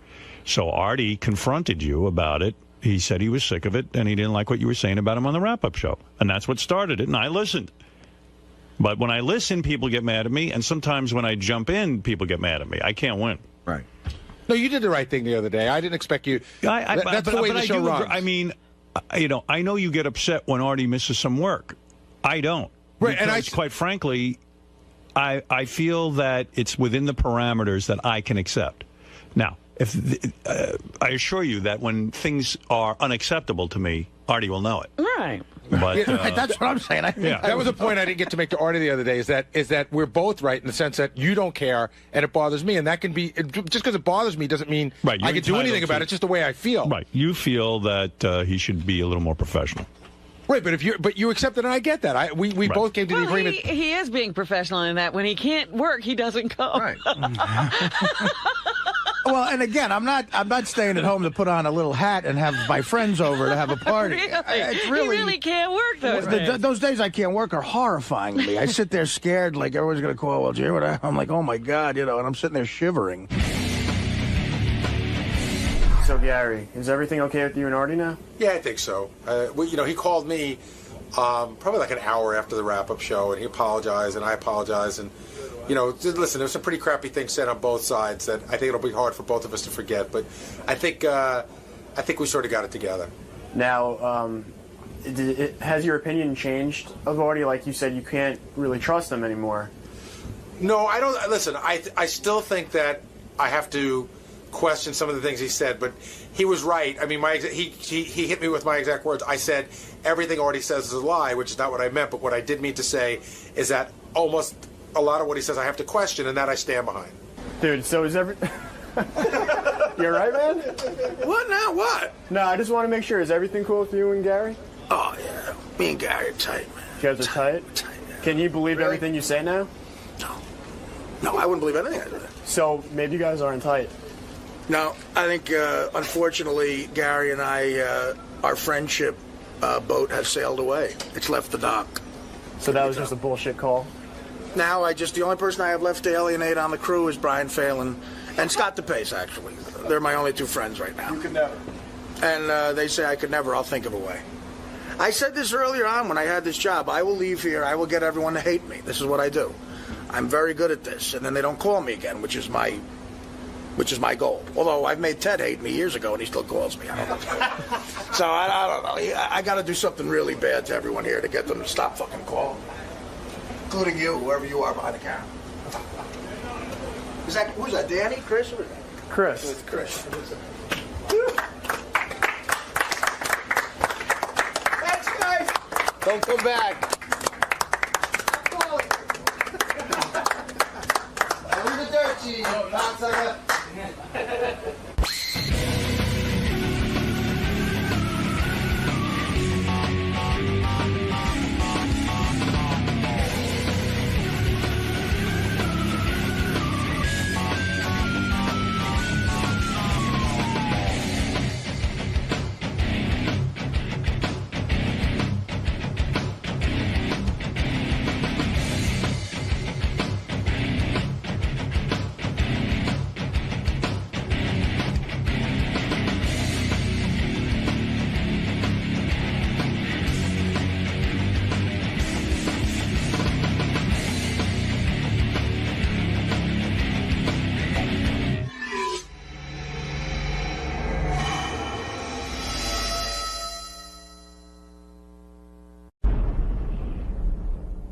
Hi, this is Richard Christie, inviting you to watch my new television show, Howard TV's Interview with a Porn Star. I was very promiscuous. On the show, I interview some of the most talented and beautiful women in the adult film business. When I was about 18, I met up with Ron Jeremy. You and I both know that not all artists work with oils, watercolors, or clay. No, sometimes they work with vibrators, dildos, or rubber fists. Did you write all that yourself? Howard TV's Interview with a Porn Star. New episodes premiere every week, only on Howard TV On Demand. Turns me on knowing that I'm turning on other people. Norm Macdonald, and I'm going to go see Howard Stern and talk to him on the radio. What's going on, man? Anything new? Just what I told you. I just fucking told you. So you just here to hang out? No, I told you word for... You have it on tape. Why are you asking me? So you're here to talk to Howard? I'm here to... What did I say? Anything in particular, though? No. No? I never think more than about 5 seconds ahead of time. Keep us on our toes. It should be good. I don't know. It might not be. We'll find out. It'll be fine. All All right. right, thanks, man. Norm Macdonald here, the comedian. Used to be on Saturday Night Live. Norm was just making me laugh. He was telling me. He said something that's so true. What did he say? He just did stand-up down in Florida. Right. Like, in Florida is such a different world with people. Like, there's a lot of creepy people in Florida, like swingers, you know. Right. And What? like after you do a stand-up gig, people from the audience will come up to you, like an overly tan, like guy with a bunch of jewelry on, and they'll say, "Hey, man, I come back to my apartment." Is Artie telling my story? Yes, he is. God, you want to tell it? You tell it. Yeah, why don't you let Norm? Norm's here, but Norm fucking can't bring speak. 3 stories, and then Artie will tell one. I'm like, what? Yeah, that's pretty How good. the fuck did that work out? Yeah, why do we need you? What Just the tell your fuck? stories to Norm, Artie. what happened in Florida? Why is doing stand-up? Why No, that wasn't a story I brought. I was just telling him. Why is doing stand-up in Florida? What is Artie talking about? No, because in Florida, where I just was, they have people that, I don't know what the fuck they do, but everybody got money. I guess, like, they had Coke for years, like, thousands of pounds of Coke, and I don't know if guys still do it, or I don't know what the fuck. Yeah, there is a lot of coke there, but you're right. People are rich, and you don't know why. Like, they're just in your face. With So money. a guy picks me up. He's the limo driver, and he's like, fucking guy goes, yeah, he goes, I can take you any place, man, anything you want. I go, what? He goes, anything you want. He goes, I got my wife. I go, your wife? Like, I thought he was talking about like drugs or something. He starts with his wife. He could take you to his wife. He's got his wife. Says I can get anything I want, and then he goes, my wife. Don't you want his wife? Was he offering you his wife? I don't fucking know. But it wasn't. It was all weekend long. I just meet 4 or 5 guys, and they go, hey, so this is the wife, and this is the other wife, and how about the 8 of us? Oh, yeah? Well, they wouldn't say it right out, but you kind of go, oh, what are you talking about? Why These guys are trying to deal you their wives? No, they all want to swing. No, you don't know what the fuck. You don't really know what the fuck's going on. 'Cause they don't come right out and say they want to fuck you. Well, why does everyone want to swing with you, do you think? I mean, not me, anyone. No, anyone. they ask. I've gone deeper into the conversation than Norm did with these people because it's fascinating, and I wanted drugs. But no, they'll tell you. Like crazy. They'll tell you eventually. Like, look, there's me, and this is my wife, and this is her friend Nancy, and this is my friend Ed. You know, and we'll get some ecstasy. Ed's where it becomes problematic. Yeah. Nancy was fine. Yeah, Ed's everything's going good. All of a sudden, Ed, what the fuck? And Nancy's usually 46. Who the fuck is Earl? Who the fuck was this guy? Nobody told me about a guy coming out of a closet whacking off with his half-hard cock. Where the fuck did he come from? Wait, they say, well, things were going really well in the fantasy. You, Nancy, and Shirley, and suddenly Earl walks in. Yeah, what the fuck? You never told me. And then they're like, well, if we brought it up, we thought you'd say no. Of course I'd fucking say no. Earl was an afterthought. There's always a hot tub and ecstasy and pills, and they go, come back and we'll all fuck. You know, I don't want to fuck anybody. Like I lived in you live in a hot climate. You live in a hot climate. There's not a whole lot to do. You rely on other people, and it becomes like an orgy state. I think that's what happened. I think, you know, like I lived in Detroit for a while, and there wasn't a lot going on. That's different. And people just sort of... Yeah. When I lived in Detroit, people would just sort of congregate together because there wasn't a lot of outside stimulation. You relied on others. Right. Detroit was mostly rape. No. Not, you're talking about the suburbs. I'm talking about in the suburbs of Detroit. You know, Detroit itself is a horror scene. But people would begin to rely on each other for entertainment. I think that's what happens. And then there's this weird, creepy thing that happens where people just start having sex with each other. The celebrities coming to town, and we kind of know he wants to party, and he can fuck my wife and her friend, and I'll fuck him. There's a lot. That's kind of unsaid. Yeah. You know, the part about where a guy's fucking me. Who's taking them up on these offers? They at must the end be of the working. night. Live comics. I guess the idea is... Doug Stanhope. Doug Stanhope. So anyways, I go, no, I go, listen, basically, I'm not a fancy guy. Fred, you know that. Really? I always thought of you as a fancy guy. My thing is, like, for a sexual encounter or something, I like to lie on top of a lady.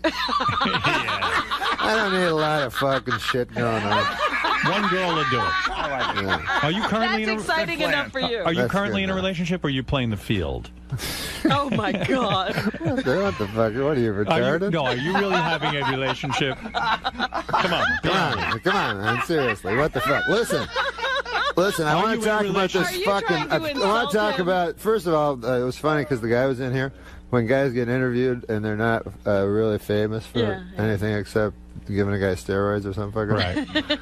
Because one time at Saturday Night Live, there was this guy telling Artie, there was this guy, Football Williams, and this guy is the guy that threw the brick at Original Denny's head during the riots. Remember Football Williams is the guy who, during the riots, would throw... I remember Reginald Denny was a white guy. Yeah. He had the threw a brick at his head. Pulled him out of the truck. Yeah. That guy's name was Football Williams? Yeah, his name was Football Williams. And he was on Saturday Night Live? No, he was on Donahue, which used to be right beside Saturday Night Live. But Schneider told me this story, Rob Schneider. Right. He went in, and Football Williams was there in a suit. You know, he was on Donahue. Wearing a suit. Yeah, wearing a suit. And he kind of recognized him, and he was like, fuck, it's that guy that fucking threw the brick at the guy's head. You know, he's all mad. Yeah. And then Football Williams goes, hey, man, you the copy guy. You funny. He says, you do my name, man. Football Rooney, or whatever the fuck. So then he said, Stan Schneider said he really liked him after. Yeah, you know, that's a funny thing. Like Artie said, he didn't like the guy who shot the steroids into Clemens, but then he met him and he liked him. It was a very different kind of thing, you know. And you could tell he liked the show. You know what I mean? Like, that's how they get to you. Yeah. But listen, man, I'm always on the lookout for you guys out there in the fucking real world. You live in your little fucking bubble. Our little bubble here. There was an article about Artie. Oh, in Rolling Stone. Oh, that thing. Oh, you know about this shit? Yeah. You read the Rolling Stone article and you thought you'd tell us? It's the fucking weirdest fucking thing I've ever read in my life. Do you think it's a negative article or do you think it's a positive article? That's the best article he's ever read about. They had an age-old debate about this fucking article. Well, let me ask you something. This is the only art. Listen, if you read an article about an entertainer, I think this is history. This would not. I have never read an article about an entertainer where the entertainer is described as a liar. You don't see that like if they're doing a piece on fucking Elizabeth Taylor. Right. Not only does Elizabeth Taylor lie to people. What? You go, what? But let me ask you I thought I was reading about a fucking comic. What? Norm, let me ask you a question. There's a school of thought, which I share, that, you know, Artie's book is about his And then she goes like, there's other shit where she goes like, he's a fucking guy that's like, kind of like these two dead guys. Andrew Dice Clay, obese, tragic clown. Like, that's a phrase. There's no phrase with obese in it. I've heard tragic clown. She tries to throw that in as if that's the phrase. Well, I know Artie. Obese, tragic clown. And then I'm like David Sedaris, which is great. No, all of a sudden she goes, I guess I'll make him a fruit. What the fuck is that? First, so you didn't like the article? He knows, because he knows. Understand it. What? I didn't like the article. You didn't like the article? It's the fucking worst article I've ever read. This ain't no puff piece. Listen, let me tell you about. You know show business. Yeah. You got your puff pieces. Yes. And then if it's not a puff piece, what is it? Inevitably, it's a hatchet job. Yeah, hatchet job, right? Fucking hatchet job. But let me ask you something. This is horror. You're working up Artie into a sweat, but can I give you the opposite point of view? He's just funny. I think he's funny. Norm. Not being funny. I didn't think it's Artie is in Rolling Stone, which is exciting. Yeah, because they come and they go, hey, man, we like you. Hey, I know these motherfuckers. Hey, we like you. I mean, obviously not going to go, hey, man, we're going to fucking call you an obese clown. Here, can we take your picture? Do you ever, by the way, did this ever happen to you? Artie, why do you have a fucking sign saying no photography fucking equipment allowed in my apartment? The picture was not good in your opinion? Yeah. No, the picture, I don't find. Norm, has this ever happened to you? Were you ever the victim of a hatchet job? No, I did. You seem bitter. You know, because people come with, obviously, she came fucking wanting to fucking fuck Artie over. Right. You think so? You think? Of Can course. I ask you something? That's what they do when they do this thing. But Norm, I'm trying to ask you a question. But I had a guy that came to me one time, and he actually liked me. Yeah. I changed his mind. You mean he came in to do a positive piece? Yeah, I was at Saturday Night Live, right? So the guy fucking comes and he thinks I know about politics, but I don't know about anything. Right. Just because you did the news. Yeah, just because I did the news. So he actually he's a famous guy. He wrote this book called the guy you had, Howard, David Weil. David Eggers is David Weil was a good guy. Yeah, I had David Weil. David Eggers. He wrote a book called My Staggering Book of Genius or some fucking thing. Oh, yeah. I read that book. It's a good book. Yeah, I don't know. I won't read a book where I don't understand the title. You know, this will be a good... You know, like those movies? Yeah. Too fat to fish. Yeah, I'm Too Fat to Fish. That's my title. I know it is. I like it. He's a good book. Norm, what are you saying? You had a hatchet job done on you? What are you saying? No, I'm saying he came. That was very funny because he came liking me, right? Right. So he goes, hey, man, politics, right? I go, I don't know anything, you know. Jim Downey knows a lot of stuff. He does those, and I just, like, read the headline and then try to figure out a joke. All right. And so he goes, oh, he's kind of like, huh? Because I guess he liked political stuff or some fucking thing. So I was doing stand-up. So I go do my stand-up, right? Nice. And I'm all sick that day, you know. I didn't think I could do the stand-up because I had diarrhea and everything. Oh. Why do you point to your throat when you say you have diarrhea? I'm just curious. But anyway, go ahead. Diarrhea of the mouth. It was all the way up there. Artie says diarrhea of the mouth. So Norm, so the guy liked you. They're more like diarrhea of the mouth with this guy. So the guy liked you. He thought you were political. Yeah. So then I wasn't political. So then he goes and fucking does this gig with me where he thought he was gonna see Mort Saul or something like that. So, meanwhile, there's a guy with diarrhea backstage going, fuck, I hope I don't have diarrhea on stage. So, that doesn't help the story at all. Right. I like it. You like it? Yeah.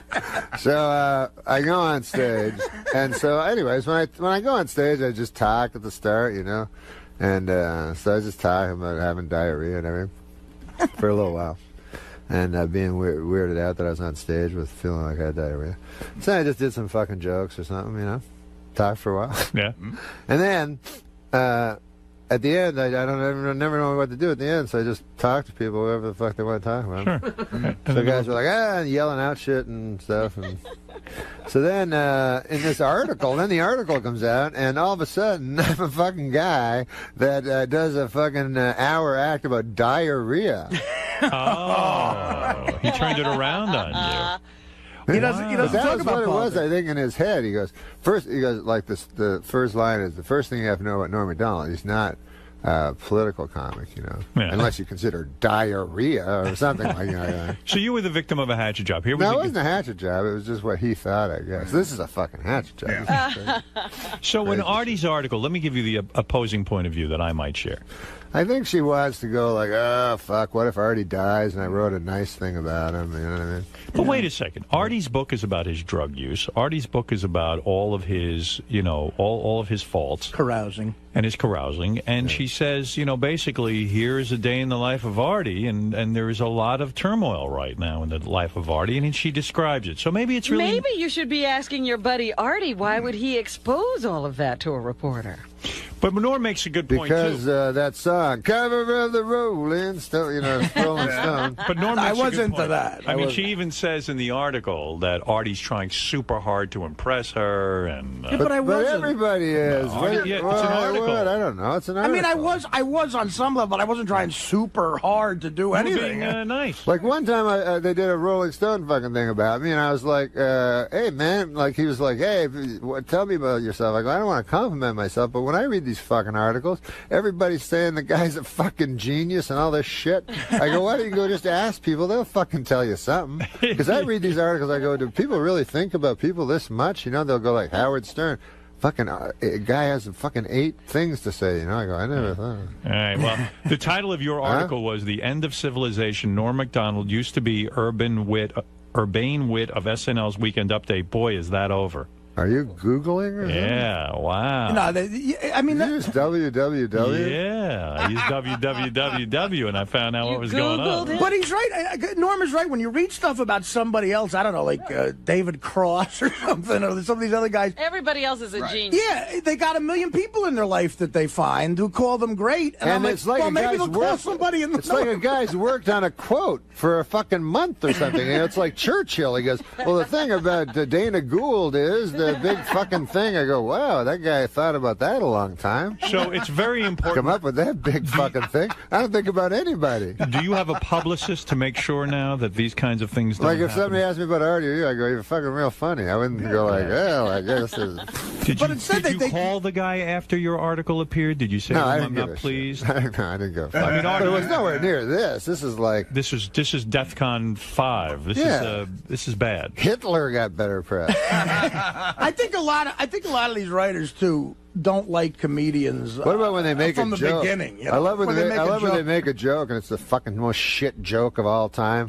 What is it? I don't know. Every a lot fucking of them, time they'll make a joke, like in the review they'll make a joke, you know? Right. They'll go like, dirty work was worked. Was dirty. Didn't work so dirty when whatever, some fucking should be washed. But these are guys who can never get a job writing on any show that Norm or I was ever on. You know what I mean? It's like, and I think they're bitter about that, but clearly, I just felt bad for Artie. Then when they call people up about me, it's never that, it's guys that I know have said to my face, hey, you're funny, but it's always like, yeah, we're just afraid Artie's going to die.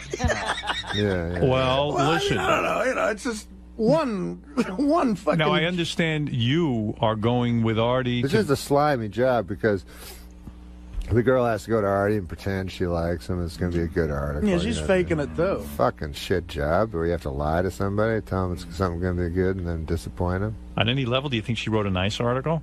That's what you think? I didn't. On any level, do you think she was... Did she give you the impression, Artie, that she liked you and she was going to do a good job? Yeah, she said, listen, I think you're... She said to me, after I did stand-up, I was driving her home, and she said, I think you're unbelievably talented. That was impressive to see. She said to me, it was unbelievably impressive to see you got a standing ovation going up, you got a standing ovation leaving, and there were people mobbed backstage trying to get you to sign their book, thanking you and hugging you. I said, well, great. I said, that's going to look great in Rolling Stone. Unfortunately, that didn't make the article. Make it in. And everything she said was true. That happened. I didn't tell her anything, but, it's like... Norm, how are things otherwise besides Artie's article? Are you doing okay? I worry about you because I believe because you have problems too, like Artie. Artie has his addictions, but you are addicted to gambling, aren't you? No, come on, get away from the microphone with your hand. I can't hear you. No, you gamble a lot. You go to these. Someone told me something amazing about you, that the movie Rounders, which is about underground gambling, was based on your life. Oh, no. Is that true? That they followed you around? I didn't say that. I did. I got that information. I know that guy who wrote it likes Norm. Is that in my Wikipedia? Brian Koppelman likes you, the writer. And he followed Norm around, and Norm would go play poker at a lot of these underground couples in the middle of the night. That's true. And it's actually a documentary on Norm's life. No, it's not. It is. But I would go to the same club where it was where they did Rounders, and this was before Rounders. Yeah. Why would you play poker? When I was a kid, I played backgammon. I was good at backgammon. But why would you play poker at an underground club when you could go to, let's say, Vegas or Atlantic City and play poker? Why would you go underground? What is the appeal? Because I was only a little kid. I was just a kid. Oh, you were a kid. And well, no, but one is 2 blocks away in Manhattan. I see. Me and Norm went to the second time I was on your show ever with Norm, we were in one of those clubs all night long. Right. And we came right from the club. Did you get your clock clean? Did you lose a lot of money? I lost all my money immediately, so I had to start shooting pool. There was this all gambling going on. So I shot 8-ball until like 6:30 in the morning with a guy, and I lost $800 doing that. Right. And then Norm, I lost about $2,000 at the tables. Norm played poker. And then did Norm win? We just one time a guy tried to hustle me at pool. Are you good at pool? Norm's good at pool. No, I'm not very good. But we're just playing like bar pool, like we're drunk. We're out drunks. This was when I was young, But you play for a lot of money. No. This is when I had no money. Okay. So I'm playing this fucking. Right. Yeah, you're okay. When I'm playing this fucking pool hall, and this big giant black guy. It doesn't matter what color he was. Yeah. All right, but it helps the story. Giant black guy. Like Forrest Whitaker in The Color of Money. In The Color of Money, yeah. So he comes, but he's dressed like he has all this stuff, and he has 2 girls with him, and I'm all drunk. I'm like an idiot, with my friends playing pool.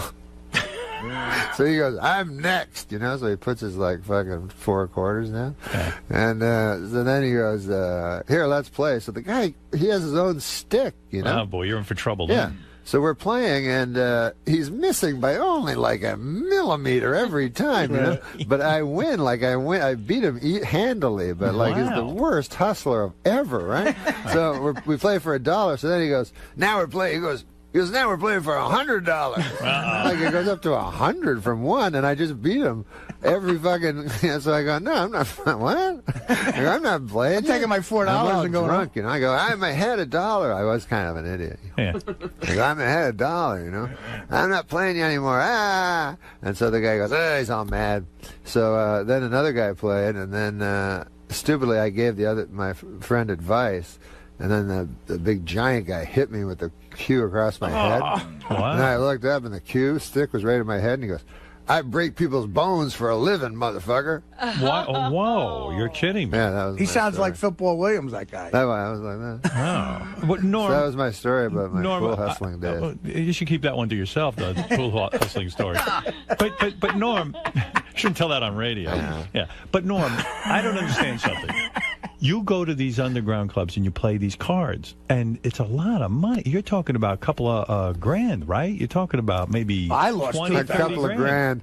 You're talking 20. Got 160 million. You're talking about, it's like when Johnny Carson tried to be like, what's a loaf of bread cost nowadays? Is this crazy? No, I'm saying I got news for you. I would $2,000. It's like $2,000. I wouldn't gamble $100. Yeah, but he's not a gambler. I've seen Howard get mad over $10. I don't like to gamble. I find it insulting. That, in other words, I find making money, is a very, especially where I grew up, is a very hard thing for a lot of people, and it's a tough thing. And to just piss it away in a gambling situation. My old man felt the same way. Offends me. And my father would think that, too. Right. But you play for big bucks, right? I mean, 20, 30 grand a clip, right? I tried my best. Well, you don't remember what happened with this place. When we were there all night. Yeah, tell the truth. And we were there. I don't know what Norm played that night. He was playing all night. I lost $2,000 myself, Right. But so... we came here, and Norm accidentally said the name of the place. Oh, fuck. Do you remember that, Norm? Yes, because the guy did not care for that. A guy called up and said, yeah, listen, Norm, like later in the afternoon, he said, listen, we appreciate you coming here, but we don't have a fucking publicity department. We're not looking for customers. Not looking for that. Can I say the name of the place? It's not there. Mayfair. No, don't say. It's not there anymore. The Mayfair. It's not there anymore. Closed. No, it's a famous place now. Yeah. The Mayfair. Yeah. Well, But Norm, I think Howard's right in the sense that guy Koppelman who wrote Rounders, he's a good guy. I know him too. Yeah. He likes you. No, he and was there sort all of the hung time. around. Yeah, he played at where. Well, why couldn't it be his own story if he was there? I might be involved. I knew a guy that was in the movie, Joey Bagels. yeah, what I hear is that it was based on you. Legitimately, he would watch Norm while he played. So, are you going to Vegas with Artie and going to be on Sam Simon's TV show with his gambling? Oh, you're doing that, right? Yeah, I'm doing it. Are you doing it? Yeah. He told me you were. Yeah, me and him together are going to play poker on television. Now, how is that going to work for Artie? You know he's going to get into trouble in Vegas. I thought you were interested. All I know is like Sam's been to this Playboy. It's Playboy's Sam Simon's poker show or whatever it's called. Right. But is it on real TV?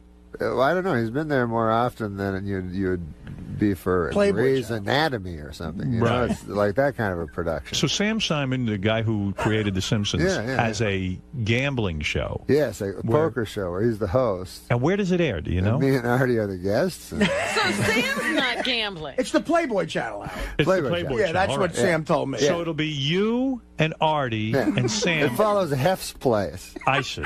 So it'll be you, Artie, and Sam up against each other in a battle of poker wits. But hey, don't expect, don't be surprised if there's a streaker.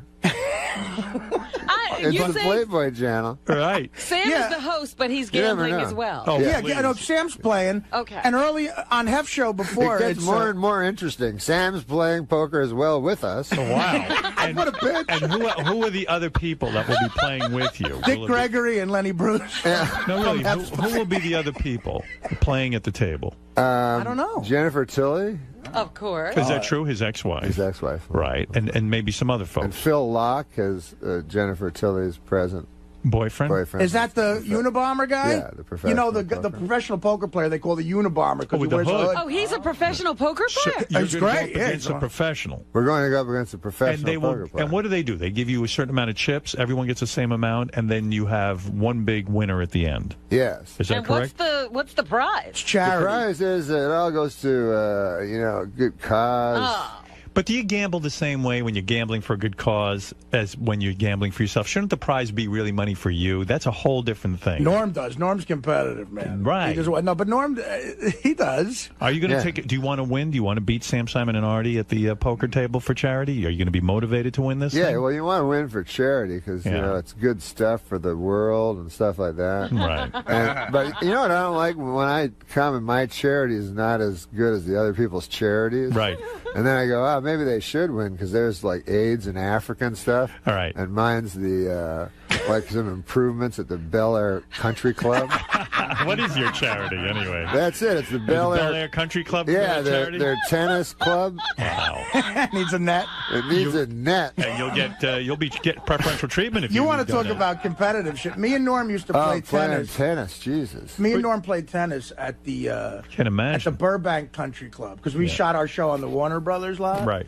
And we got thrown out of the place because we really got mad at each other for winning and losing. And you take it serious. Because we yell and stuff and dive for the balls, and people would be like in white stuff. David, I think we should have been wearing white stuff. In all fairness, you do a lot of work for charity like this. You like to participate. Not sweatpants. You do a lot of work for charity, Norman, in the sense that you'll go on TV shows for charity. You did, didn't you do a Celebrity Millionaire or something like that? Yeah. And how did you do on that? Did you win money? Yeah. I did. The celebrity. The charities did. You're not the celebrity? The charities did. But you were the celebrity on Millionaire. Yeah. Do you remember leukemia? Yeah. My money that pushed it over doesn't exist anymore. You got rid of it. I got rid of it. No, you went on Millionaire with Regis, right? Yeah. And Regis asked you questions. Yeah. And then you answered up to, do I have this right? $500,000 worth of questions. Yeah. Wow. Yeah, he won $500,000. Brainiac. Good for you. Yeah. I mean, you're pretty smart. $500,000 to get up to. That's pretty good. Norm's a smart motherfucker. But I'm not anywhere close to Brainiac. Well, Brainiac, of course, was invented on Krypton. He's a supercomputer. But Yeah. I don't say literally. I was saying, you're comparing me. That's high praise. Because Brainiac, you could tell even from his head how smart he was. And he had tubes coming out of his head. I don't know. Norm picked Paul Newman's charity because Norm wanted to meet Paul Newman. Yeah. Is that true? Yeah. So you gave to his salad dressing empire kind and of thing? also, it is a great The hole in cause. the wall. The hole in the wall game. How long ago was this? A couple of years ago? Yeah. So Paul Newman 26 years ago. So did Paul Newman call you personally and say to you, hey? No, he wrote a letter. Did he? Yeah. Look at you. $500,000 contribution. Yeah. And I could have gone to meet him, but then I was too afraid. What do you mean you were afraid? Well, you know, and like it seems like a good idea, but then when it comes down to it, it's just you and Paul Newman. Yeah, you don't know what in to a say. room. Yeah, and then you got no stories. Like, what am I going to say? Paul hey, Newman. man, one time Will Ferrell was. Rob Schneider and Football Williams. I'm sure you'd love Schneider. him. Do you know him at all? Do you know anyone that I'm talking about? Do you know any entertainers I know? That was a great story about you and Redford. Yeah. Listen, me and Artie Lang. In other words. So that was Robert Shaw, huh? Hey, fucking Bud Friedman's backstage with me. This guy's a character. What you're saying is Paul Newman wrote you a letter and said, why don't you come out to my Paul Newman ranch and hang out with me? Yeah. So but I can plus, get to know I you. kind of got the assumption that it would not be just me and Paul Newman. I suddenly had a fucking vision that it might be me, Paul Newman, and very sick children. Oh, God. So then it didn't become as appealing. Well, you know what? Gary actually went to Paul Newman's house. Papa Booey went to Paul He did? Newman's. Yes. He was there for some charity event. Oh, not to I harass think him. it was a political thing. A political thing. Connecticut. And Gary was in the barn.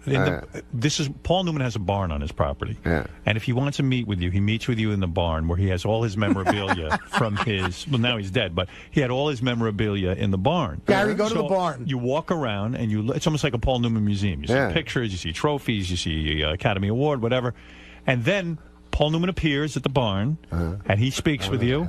And then he leaves. And that would have been it. I'm sure he wouldn't have. Oh, that would have been it. Oh, that's his shtick he does. It's his meet and greet. It's like Artie backstage at an Indian casino. I take a picture of the tribe. Do you find this with Indian casinos that some of them are real old Indians, like from the movies? Absolutely. And then some guys are just young guys that are like, They don't even look like want to go get a lady? And the other guys are like, this is my wife of 14. No, yeah, the kids are the Indians. Because when you do an Indian casino, you have to meet the Tribe leaders, yeah. And the kids, their grandkids and shit, they all look like, the Jonas Brothers. Right. They're dressed in like shit from the Gap. And You start to feel like it's all one big scam. No one really looks like an Indian. That's what you think. Yeah. It's pretty hard to prove. But Norm wanted to. The funny thing about that was Norm could have won $1 million, and he was like, "Fuck the charity." Regis kept saying, "Norm, you sure you want to do this? Because if you lose, it's nothing." And Norm's crazy gambling attitude was like, "No, I want to win the $1 million." Why did you stop at $500,000?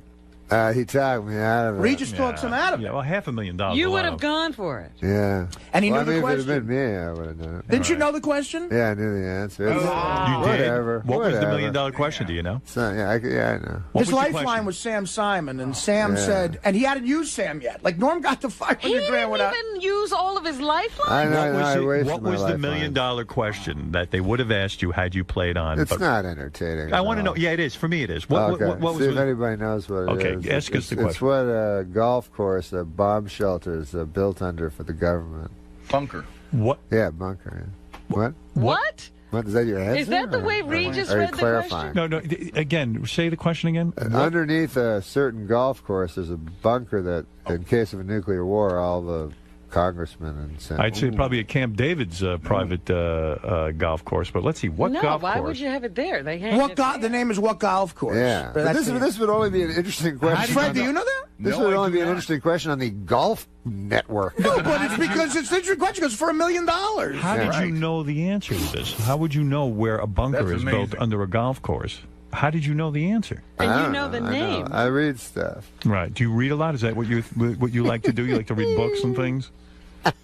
All right. Do you like to read books? They give you 4 to choose from, right? 4 different golf courses. And you have to pick the one. But you knew the answer right off. You didn't even need... I was pretty sure of it. What were the 4s? Do you remember the 4? But then, I remember the 4. Go ahead. Give us the 4. You want me to remember all 4? Pinehurst, Greenbrier... Let's see, the ones I'm searching for, aren't going to be the answer. Yeah, wasn't it Greenbrier? Yeah. It was Greenbrier. Yeah. Where's you that? knew that. Fred knew it. Wow. See, it wasn't that hard a question. It was just either you know it or you don't. Oh, you should have gone for the $1 million. What a schmuck you were. Well, he wanted to. He kept saying, like, no, I want to go. No, this was the problem. When I was talking to Regis, I didn't know. I thought he knew the answers to the questions, So during the thing, I would know answers, and then I'd see something in his eye. He'd be like, you sure you want to do this? We got the lifeline. So I go, okay, well, let me use the lifelines. Like, I thought he was saying, like, don't do that. Yeah. But then it turned out later he never knew it. He doesn't know anything. He didn't know that. They don't tell him the answer until it comes up. Wow. Well, anyway, listen, Norm. I wish it was more entertaining. It didn't No, you were very entertaining. You were very funny today. It seemed less entertaining than usual to me. Really? No, I thought this was one of your better appearances. Norm always thinks that. Norm always thinks he sucks, and it's like the funniest thing ever. If you thought you sucked, why don't you get up now and juggle a little bit? If you do some juggling, it'll be a home run. I think you don't add juggling to this one. No? Save the juggling. You think that's overkill, Robin? The next time will be... No, you were terrific. You really were. I never... Hey, but you want to see... I never saw anyone come in here and light up